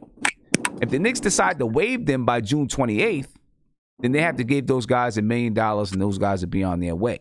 But because the contract extends further, whichever one I'm supposed to use, because it extends out, the Knicks, I believe, can still trade those guys because the contract doesn't end this season. They can still trade them. And then the other team can decide what to do, right? So there could be something that happens. You know, you might be able to save those guys until the trade deadline if you want to. We'll see what the Knicks decide to do on that front. I don't know if Leon Rose right now is advising Scott Perry. I don't know if the paperwork is even dry. The ink is dry on the paperwork, or if they even put ink on the paperwork yet. Right? But there will be, but I wonder if he is at least advising, you know, giving advice to Scott Perry on what he wants to do and where he wants to move, and then letting Scott Perry handle those negotiations. So we'll see, man. We will see. The Knicks have an agreement in principle to trade Marcus Morris to the Clippers. So there you go. That's by Shams. The agreement is for the most part done, and again, I'm assuming within the next 30 minutes we'll find out some of the details of that deal. All right, Morris and Harkless both expect for the deal to close and end up with the Clippers and the Knicks, respectively. So there we go. We'll see what happens from there, man. Mo Harkless coming to New York. Marcus Morris on his way to the Los Angeles Clippers. You know, what's that mean for the Knicks? Well, it means that the Knicks will be receiving some first round draft pick and maybe some other draft pick compensation. They'll be receiving some young players back for. We're gonna lose a lot more games for Marcus Morris. You know, all of the players that it is at least reported that the Knicks would be receiving back are 26 or younger. All right, Mo Harkless is 26. The other guys are like 23 and 21 or 23 and 22. So we'll see how it works out. You know, I mean, I understand, some people who want to keep Marcus Morris around, and me, I was either way. Either way would have worked well with me. I understood both sides of the coin, and if you're going to make the trade, you do what the Knicks supposedly or reportedly have done. Let's get to a phone call. Caller, you're on live with Nothing But Knicks. What's popping? Hi. I was wondering, what do you feel like this? How do you feel about this trade with Marcus Morris and the LA Clippers? Well, we've got to see where the remainder, see what the details are. But if the Knicks were going to make a trade for Marcus Morris, I guess this is the way that you do it, right? You bring in, everyone in the trade is going to be less than 26 years old, so they're still young. Yeah. They're guys that you can look at to decide whether or not you want to keep them. The two other guys, Terrence Mann and Mfiondu, they would be under contract at least until next season. So the Knicks would have to decide. They could still waive them if they wanted to, but they'd have to pay them. But they'll be under contract at least until next season. Right? So they'll get a chance to look at those guys and evaluate those guys. And then if you get a 2020 draft pick out of it, now you got another first-round pick that you're going to be able to bring in and evaluate there, or package it to move it for, a bigger name player if it comes to be. So, if you're going to move them, this is the way to do it. So essentially, right, with the money that the Knicks freed up from the Kristaps Porzingis trade with this, now, here's another draft pick coming in, a 2020 first-round draft pick coming in, and 3 young players. Yeah. Now, we'll see if they end up flipping Bobby Portis, if they flip, Todd Gibson or Wayne Ellington. Those would be some more guys that are probably freed up, with some money freed up from that trade where, they bring in either young players or draft picks. Yeah. So, what's your thoughts on it? I wasn't really thinking that the Knicks were going to trade with the Clippers. I thought they were going to go with the Lakers, and try to go for Kyle Kuzma. Well, the Lakers took Kyle Kuzma off the table.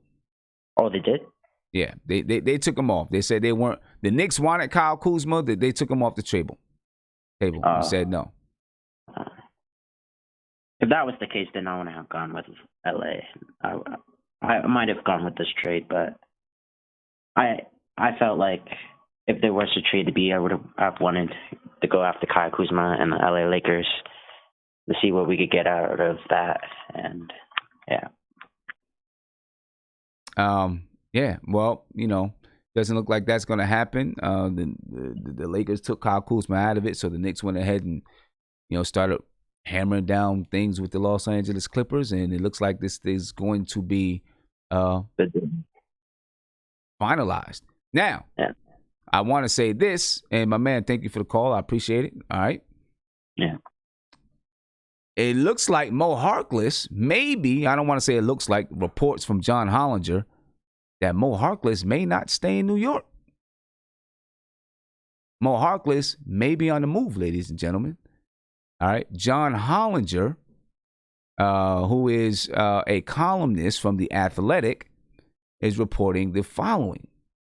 That Miami could, and this is could, right? So it doesn't mean that it's a done deal, could send Solomon Hill and KZ Okpala to New York for Harkless.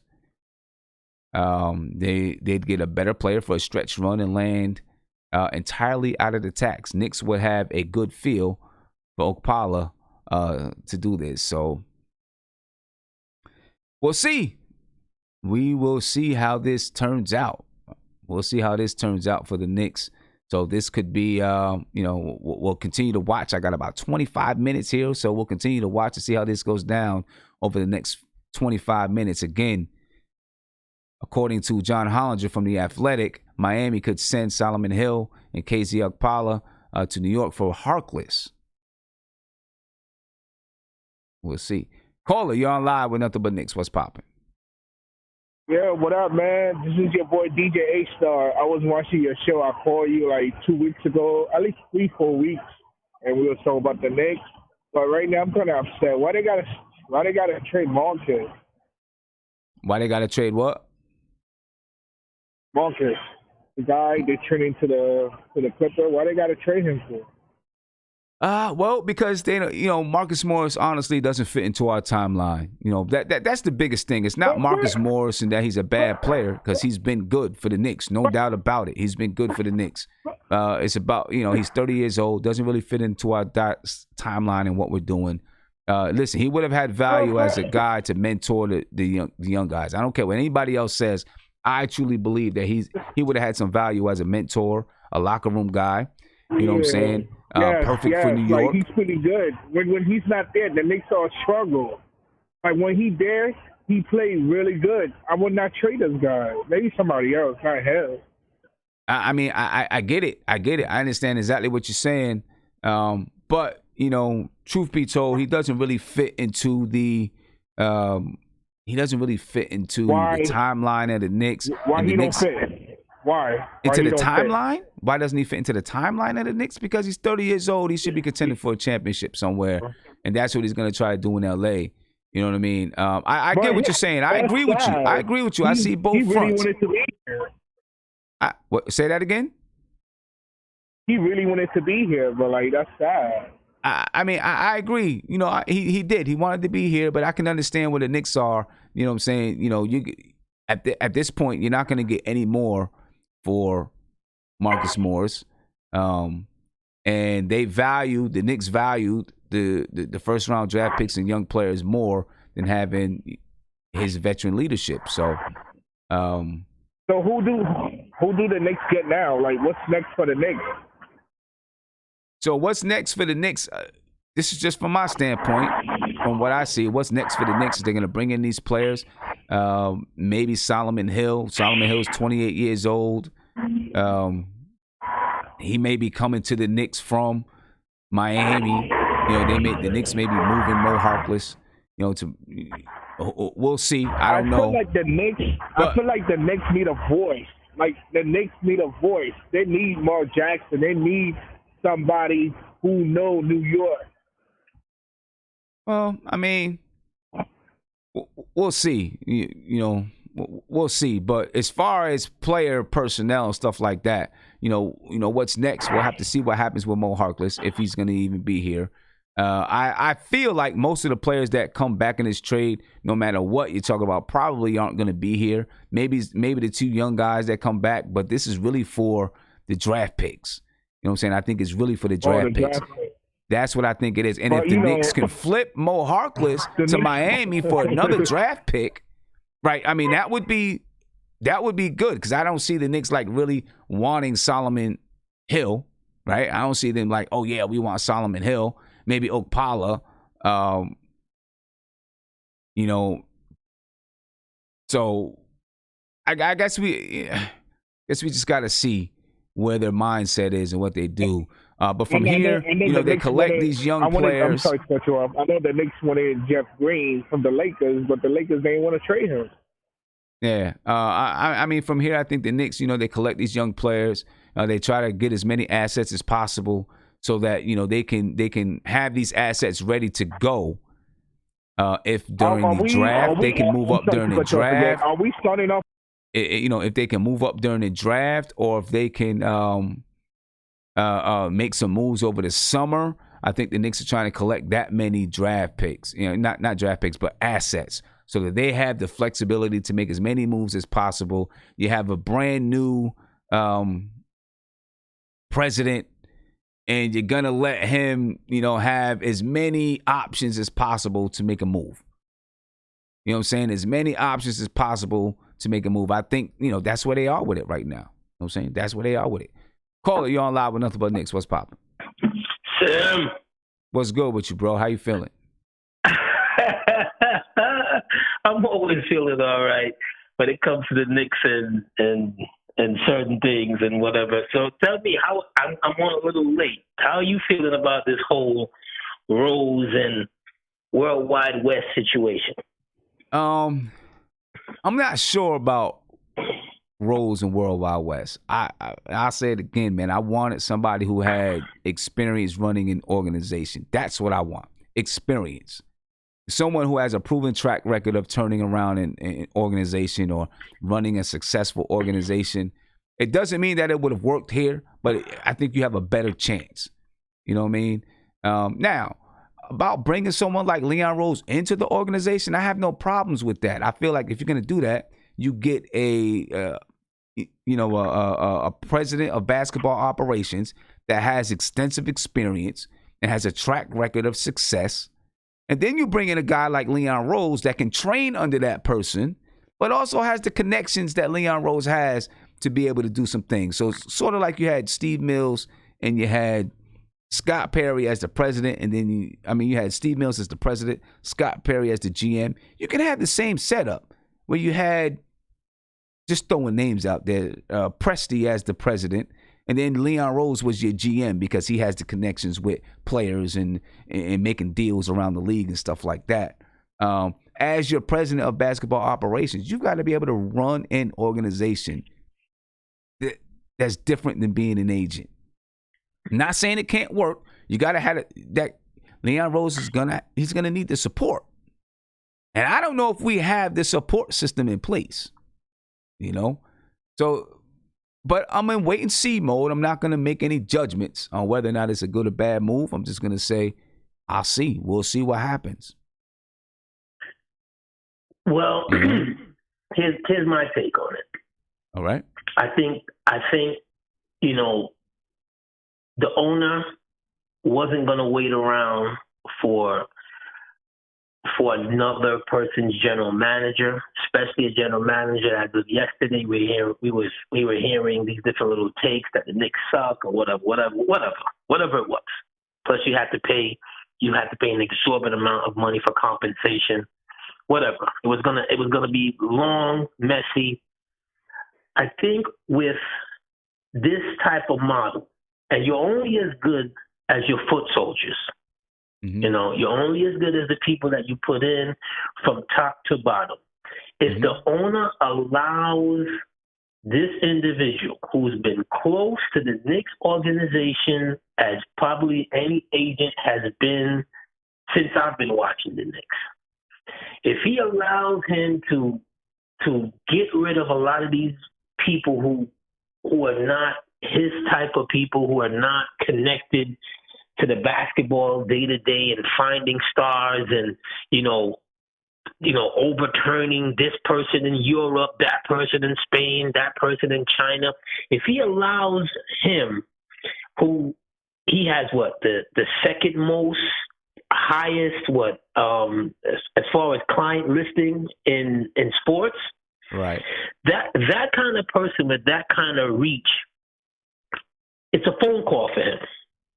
He's in the know of what player wants to do what, who's upset, who wants to leave.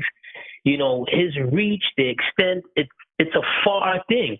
You just have to hire the right underlings. You got to hire the right people under you, whether it's hopefully it's not, hopefully cleans house, Tolley, Perry, all of them. Get them all out. Bring in your own people you trust, do that, and hire the right people. If you hire the right people, it's a rubber stamp. You're the one with the main connections as it is. You just hire the right people to go out and scout and do all of that. It can be successful. This is kind of what remember when the Knicks brought Mills in the first or the second time or the third time, I can't remember. He's been around here so long, I can't remember. He's been here since I've been in high school, for crying out loud. Okay? Uh-huh. Remember that first time they brought him, they were selling him that he had league connections. Right. Remember that? Right. They don't have to do that anymore. This dude right here, the people who are coming in right here, we know he has league connections. Right. We know he has worldwide connections. And you go from there. I'm not mad at it. I just want to wait and see. Let's see who he brings in as the coach. And we go from there. Yeah, that's all we can do, right? We'll see who he brings in, and then we'll go from there. See what's happening. Yeah, I would have liked Kyle Kuzma today, though. I can't lie to you. I would have preferred Kyle Kuzma over Mo Hawkins, but watching Mo St. John's, I'm not mad at that. Not mad at that neither. But You know, if he can find a way today to remove Randall off this team, Christmas in February. Yeah. Well, you got 15 minutes into the trade deadline, man. We'll see what happens there. There is, but listen, the Knicks may not even keep Mo Harkless around. Now, there is a report that Miami may send Solomon Hill and KZ Okpala to the Knicks for Mo Harkless. I saw that. I think either I heard you say it or I saw, was it The Athletic or something like that? Yeah, John Hollinger from The Athletic. Yep, John Hollinger from The Athletic. Okay, my thing is this. Whatever you get for Marcus Morris, it better be some good return at the end of the day, okay? Because I did not want to move this dude.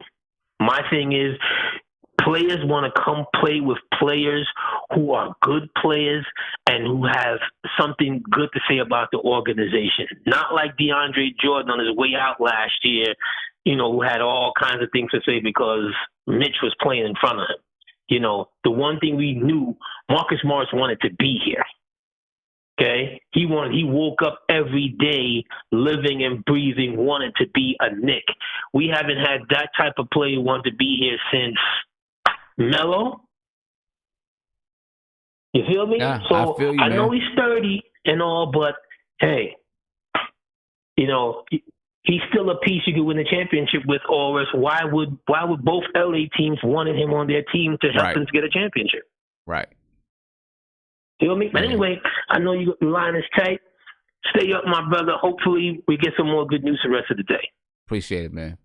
All right, family. All right. Yes, ladies and gentlemen, the deadline is nearing an end. It's 2:46. There's about 14 minutes left. Now, obviously, things still kind of come in after the deadline and all that kind of stuff. We're going to do a quick wrap-up right now. Not wrap-up, but, we're going to look at, what's happened so far and some of the, latest trade deadline headlines. This is from NBA.com. All right, so you see the report. The Cavs finalizing a deal for Andre Drummond. All right, the Detroit Pistons era for the Andre Drummond appears to be over, according to Adrian Wojnarowski and Shams. The Cleveland Cavaliers are finalizing a deal to bring the former All-Star center to Ohio. All right. It is reported that Drummond is being traded for guard Brandon Knight, center John Henson, and a second-round pick. This season, Drummond is leading the NBA in rebounding at 15.8 rebounds per game, while also averaging 17.8 points per game, 2 steals and 1 block for the Pistons. All right, so Andre Drummond is on his way to Cleveland, and we'll see how that's going to work, ladies and gentlemen. I don't know about it for the Cavaliers, but hey, it is what it is. Of course, for our New York Knicks, the Knicks forward Marcus Morris has been a part of many playoff runs in his career and is in the midst of a standout season. He's averaging 19.6 points per game and 5-point rebounds. The Clippers are hoping for a deep playoff run, and of course, Marcus Morris can help them out, ladies and gentlemen. Shams reports that the Clippers will get Marcus Morris in exchange for Mo Harkless and other assets as the teams finalize the trade details. Ian Begley of SNY reports the Knicks are expected to get a first-round pick from the Clippers in the deal as well.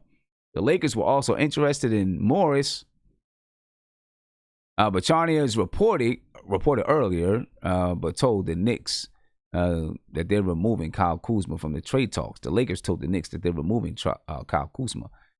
The Wolves, they get in on all this Heat and Grizzlies mess.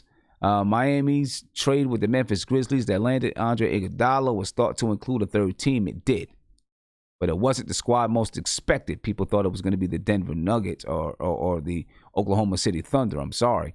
People thought that Oklahoma City was going to send Danilo Gallinari to Miami. It's not the case. All right. The Minnesota Timberwolves joined the trade, and they're sending center Dieng to the Grizzlies for James Johnson. All right, and originally in the originally reported deal, Johnson had gone from Miami to Memphis as part of the Iguodala swap. The Wizards, they're setting an asking price for Bertans. The Hawks get Labissiere from the I don't know what they're trying to say. The Hawks from the Hawks, whatever. We'll skip over that one. The Rockets, they were involved in a huge trade the other day, but they get Kabiochi from the Grizzlies. The Minnesota Timberwolves, they're getting D'Angelo Russell from the Golden State Warriors, which is probably the biggest trade of the day. All right. The Hawks pick up the Clippers, Walton Jr. A lot of stuff going on. The Miami Heat, they agreed to a trade for Andre Iguodala. The Heat, they're going for it, ladies and gentlemen. The Heat they're pushing. They think they got what it takes to make a run at a championship. All right, so there we go, ladies and gentlemen. And Kelly Oubre was thought to be on the trading block. Apparently, he is not on the trading block. If Kelly Oubre was really on the trading block, I wanted the Knicks to try to go get Kelly Oubre. I did. And I guess he's not on the trading block. All right, Rose wants to stick with the Knicks. The Celtics are looking for a big man. There we go, ladies and gentlemen.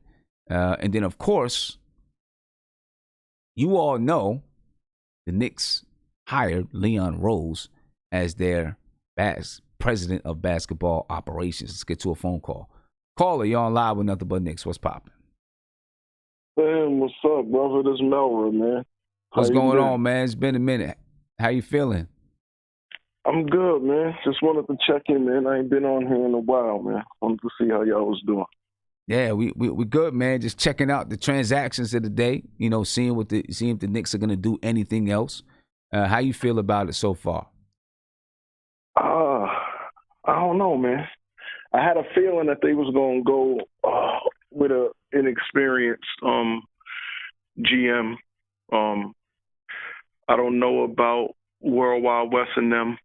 When you're an agent, man, you got enemies too, and right. all of that. So, yep. Hopefully it work out. I really want to know why the Lakers pulled out the Kuzma thing. Like, was it somebody we wasn't willing to give up for that? And I would want to know what happened, why that fell through. Yeah, I read somewhere that the Lakers, if they were going to give up Kyle Kuzma, they wanted Mitch Robinson to be in the trade. They wanted Mitch.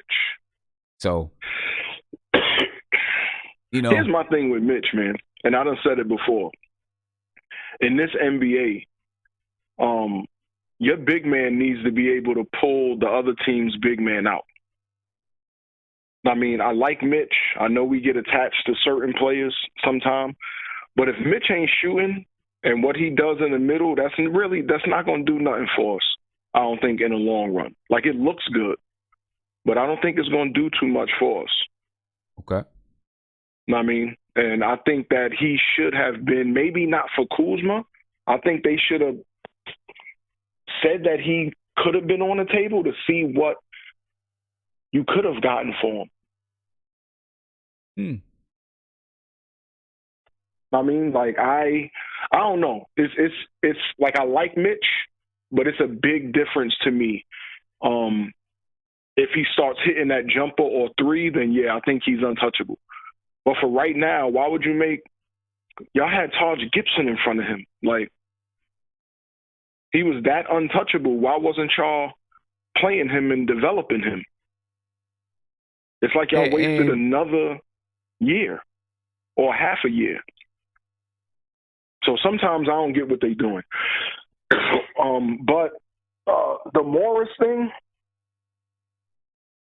if you just saw what they gave up for Drummond, I think our deal is good.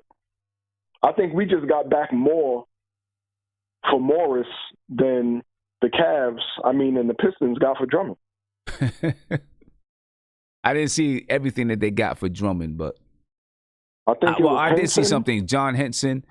It was John Henson. Second-round pick. Brandon Knight. And Brandon Knight. Yeah, that's right. I just read it, didn't I? Yeah. We got a first-round pick. We got Harkless and 2 young players. So if you look at it like that, then we kind of we got off good. We're getting that first-round pick. Yeah. Now, Because Drummond should have tallied something way better than that. Right. Now, I don't know if we're going to get young players. So this is another report by John Schmelk following up Mark Berman. He said, let's wait and see what the picks are coming back. Mark reporting here that the Knicks turned down an offer of Mann and Kabengele. Okay. And the 2021st preferred draft consideration. So let's see what they get besides the 2021st. So it sounds like they're going to get a 2021st round pick. Definitely Mo Harkless is going to be in the deal because they got to make the salaries work. So the we'll see other what the two other players details. might not be coming? Might not. I don't know. We'll have to see. We'll have to see. Now, something has to happen because Mo Harkless makes $11 million. Marcus Morris makes $15 million. 15. You still might need just a little bit more to make the salaries work. Right. So. I don't know, man. I've been out the loop for a while, man. Like, I've been watching other teams and paying more attention to the NBA lately because the Knicks I can't, man. Like, I just don't know. I said 5 years ago 2020 would be our year because I really thought in 5 years, like, we could really change this around. Right. And it seems like the same shit. Even with the World Wide West and the other dude, they affiliated with Dolan. It's like Dolan can't really let that friendship or that grip go. Like, they let go of the president and then still put him in a position like, get these people out of here. Like, we need to clean house and get everybody out. But I don't know, man. I'll stay hopeful. Yeah, but and I'm gonna keep watching and see what happens now. I really don't know. Yeah. Who you like in the draft, man? Are you really on ball like everybody else is? I haven't even watched Lonzo. I haven't even watched him play. So yeah, I haven't watched him play at all. So I don't know. Okay. You know what I mean? I haven't watched him play. I said it to myself after the trade deadline. That's when I'm gonna start really looking at the draft and seeing what's going on. So I really don't have anything to tell you there until the next couple of days when I really start looking and paying attention. Okay. Yeah. So, hey man, I appreciate your call, right, bro. No doubt, son, man. Stay up, man. I'm always watching, man. This year's been, or last year was crazy. A lot of family stuff going on, kind of took me out of the sports world, but I'm always paying attention, man. I appreciate it, man. Appreciate it. No doubt. All right, brother. Peace. Yes, Knicks fans, a lot going on, man. A lot going on. It's 2:57. The trade deadline is coming to a close. And obviously, there's always a few things happening after the trade deadline as deals come in and smaller things get reported. I think the big news is kind of done with. It doesn't look like that the Knicks are going to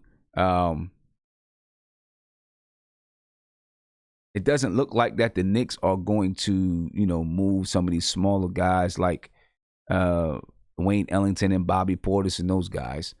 You know what I mean? Adrian Wojnarowski, he reported the Clippers, Knicks, and Wizards have agreed to a 3-team trade. So now let's look at this. This is Adrian Wojnarowski. So this trade maybe now looks even a little bit more different, ladies and gentlemen. All right, stuff keeps coming in. All right, so this is Adrian Wojnarowski, and he says that the Knicks, the Wizards, and the Clippers have agreed to a 3-team trade. The Clippers, Knicks, Wizards have agreed to a 3-team trade that will land Marcus Morris and Isaiah Thomas with the Clippers, league sources tell ESPN. Jerome Robinson will join the Wizards, Mo Harkless, and a 2020 first-round pick to the Knicks.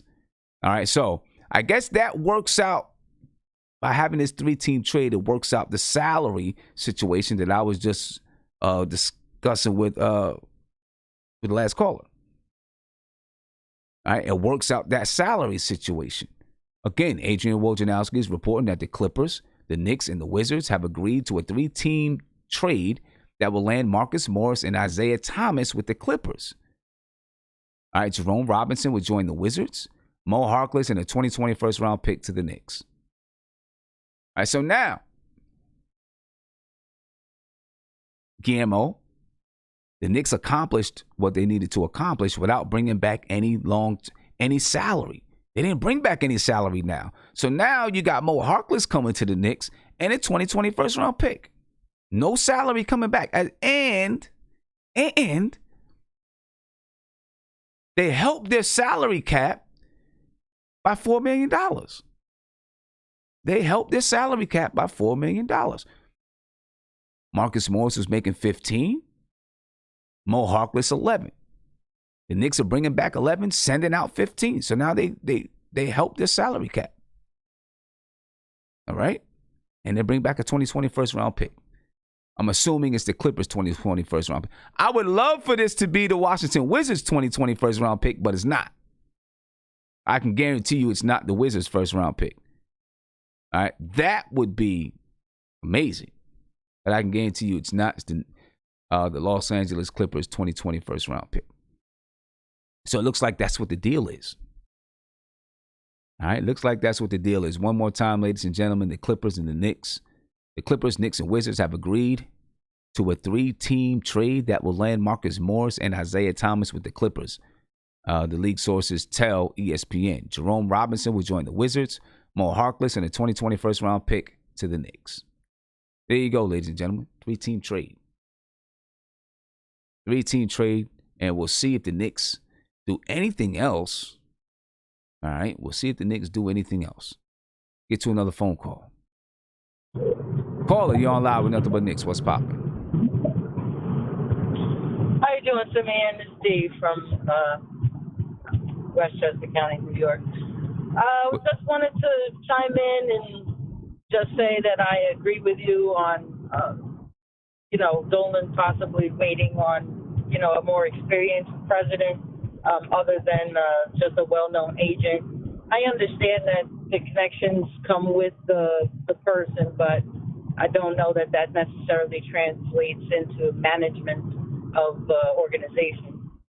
Two, the last caller you had on talking about putting Mitchell Robinson out there in trade talks, I don't agree with that. I think that he and RJ should be the only two people that are untouchable on the roster right now.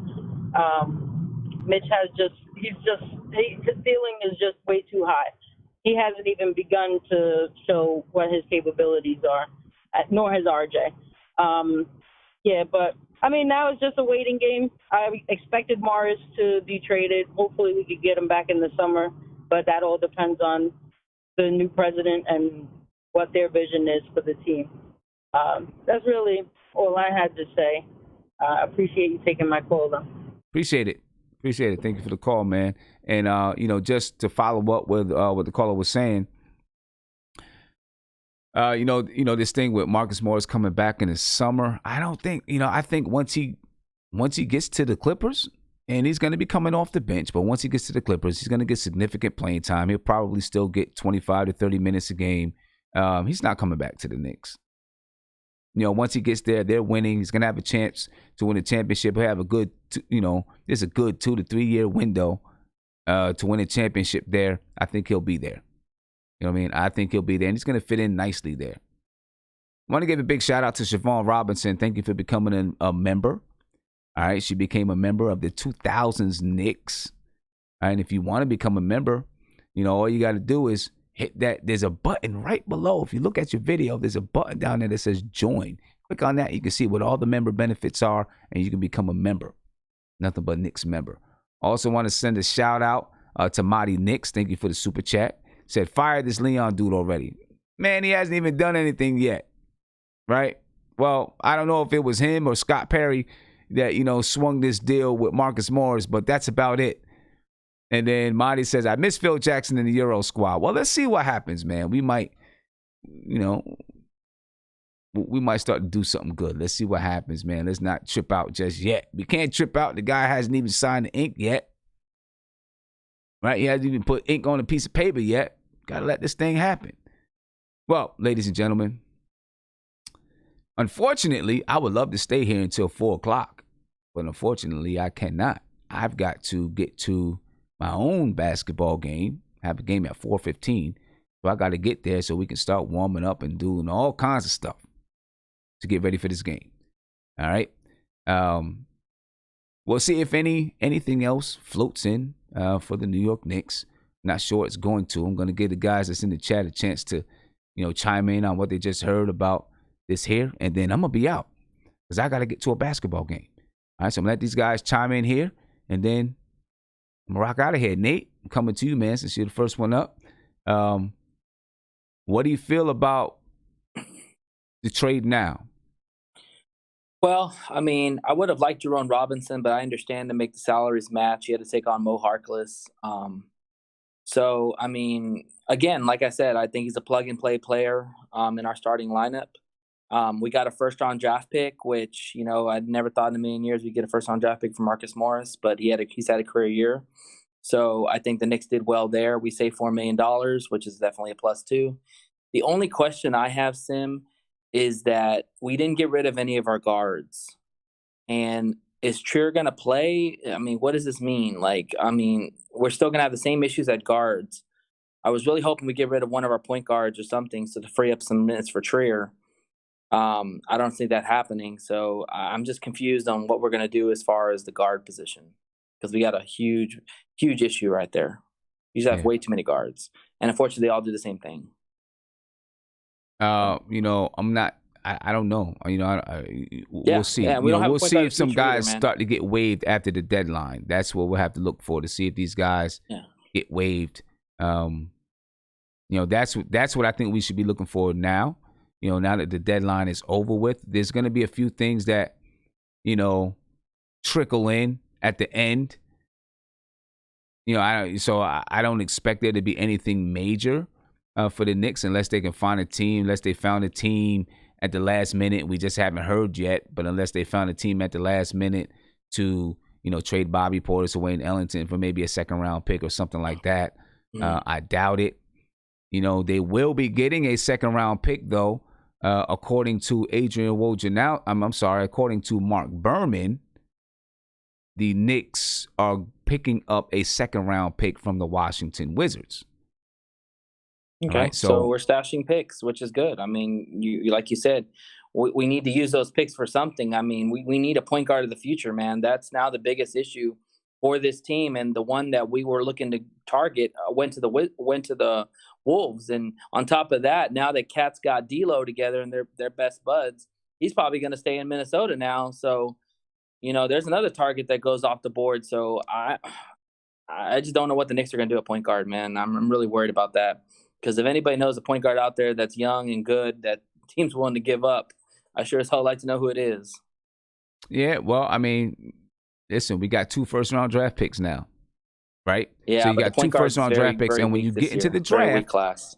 But listen, when you get into the draft, it may not just be drafting a first-round draft pick. It could be making a trade for someone who's ready to move on to another team. And so we'll have to watch that and see. Go ahead. All right, what man, you say now? You'll be on tonight, right? Yes, I'm going to be on tonight after the game. All right. Cool, so, just to kind of end this I'm going to get to Ernesto, and then I didn't get a chance to get to Andy. I'll let Andy get a couple seconds. Ernesto, do you have any last second words about this? What's going down today with the Knicks?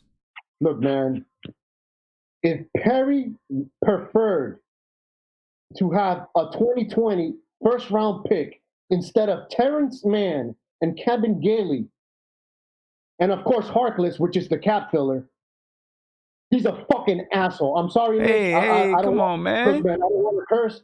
I'm just pissed because the 2020 draft sucks. This is garbage. You're not going to find no talent at the end of the draft in the first round. You're not. It's pure garbage. And the way these guys draft, who the hell knows who you're going to end up getting? These guys are ready to contribute at the NBA level right now. Terrence Mann is a shooting guard out of Florida State. He has two-way potential. My projection for him is a poor man's Jimmy Butler, a good rotational player. I mean, the thing is, you know, the thing is, the thing is seeing if, you know, if they'll be able to. They might be able to package these picks. We'll see. The Knicks will have 2 first-round picks. Then they got Dallas's first-round picks. They might be able to package these picks. We got to see what comes of it. You know what I'm saying? We got to see what comes of it. Andy, are you there? Doesn't look like Andy is here. We'll catch up with Andy on the next time. Oh, wait a minute. Oh, here he is. Here he is. Andy, you want to give us your take, man, before we get out of here? Yeah, Sim. Well, I'm happy that we got rid of Morris, we can say, and we got that Mo Harkless in the pick. But I was talking with Ernesto, and I think it would be better if we got those 2 young guys that once were reported, Terrence Mann and the other Kaba whatever guy. Because like Ernesto said, that they could maybe produce even this time. But on the other hand, at this point, we got 7 first-round picks in the next 4 years. That's awesome. And you know, those second-round picks from the Wizards, they're not going to be that bad. So maybe you know, it's going to be also an addition. We can maybe use them to move up the draft. I'm just wondering if there's any more deals, because like Nate said, I think I heard that this was the only deal, right? Because I had a basketball practice, so I didn't hear anything mostly. This was the only trade we did, right? This is it. That's it. The only trade. Yeah. So Nothing else. I'm wondering what they're gonna do, if they're gonna waive some guys or whatever. Because I don't know if you heard the Drummond deal. Yep. The Cavs gave the Pistons Henson and Knight for Drummond, and they already said, I read a report from my friend, from the Detroit Pistons fan, that Drummond's going to get waived by the Cavs. So he's going to sign for a minimum with I believe a contender, maybe Houston or something like that. You So saying that's that Drummond is going to get waived by the Cavs this year after the trade deadline? Just after the deal, they said. And I'm surprised. I told the guy I'm surprised because they get pissed, with Thompson. I heard Thompson wanted to get traded, so I don't know why would they even consider waiving Drummond. But he says that the reports are out there already, so they're just going to do the trade and they're going to waive him. I don't know about that, but whatever, man. I'm happy. I would be happier if we got probably I think it would be happier if we got Shamet in that deal. But they said that at the first day that he's off the table, which I got really mad at it because they're taking the best player from the Knicks and Shamet in pecking. What, Nate, did you say? Sorry. Yeah. So I don't know, man. I'm interested to see if they actually waive Andre Drummond. Yeah, I'm going to be surprised if that happens. But going back to the Knicks, man, I'm happy we pulled something out, man, because I don't see us getting to the playoffs. So that might be the season news, man. Yeah, well, we'll see, man. But hey, I got to get I got a basketball game I got to get to, so I'm heading out, man. Appreciate you guys, Ernesto. I appreciate you too, man. Nate, I appreciate you too. Guys, I'll be on tonight after the game, and we can talk about it just to wrap it up for the Knicks. Ladies and gentlemen, the Clippers, the Knicks, Wizards have agreed to a 3-team trade that will land Marcus Morris and Isaiah Thomas with the Clippers. And Jerome Robinson will join the Wizards. Mo Harkless and the 2020 first-round pick to the Knicks. According to Mark Berman, the Knicks will get an additional second-round pick in the Marcus Morris latest variation of a 3-team deal with Washington. All right, Harkless, Clippers, 2020 first rounder, and a second rounder. So there we go, ladies and gentlemen. There we go. Flurry of stuff happened. Not much happened, and then a flurry of stuff happened. So, ladies and gentlemen, I'll be looking forward to hear everything that you got to say. Tonight, as we come down to the end of this trade deadline. and it was fun. It was definitely fun. Been fun. It was fun, ladies and gentlemen. All right. I will talk to you guys later on this evening. Get to my basketball game. Wish me luck. All right. Hopefully we can get this win. If we win, it'll be our 9th win in a row. So we're looking for this win. We want this win. Ladies and gentlemen, I'm out of here. Peaceful to you. All right. And talk to you later. Peace.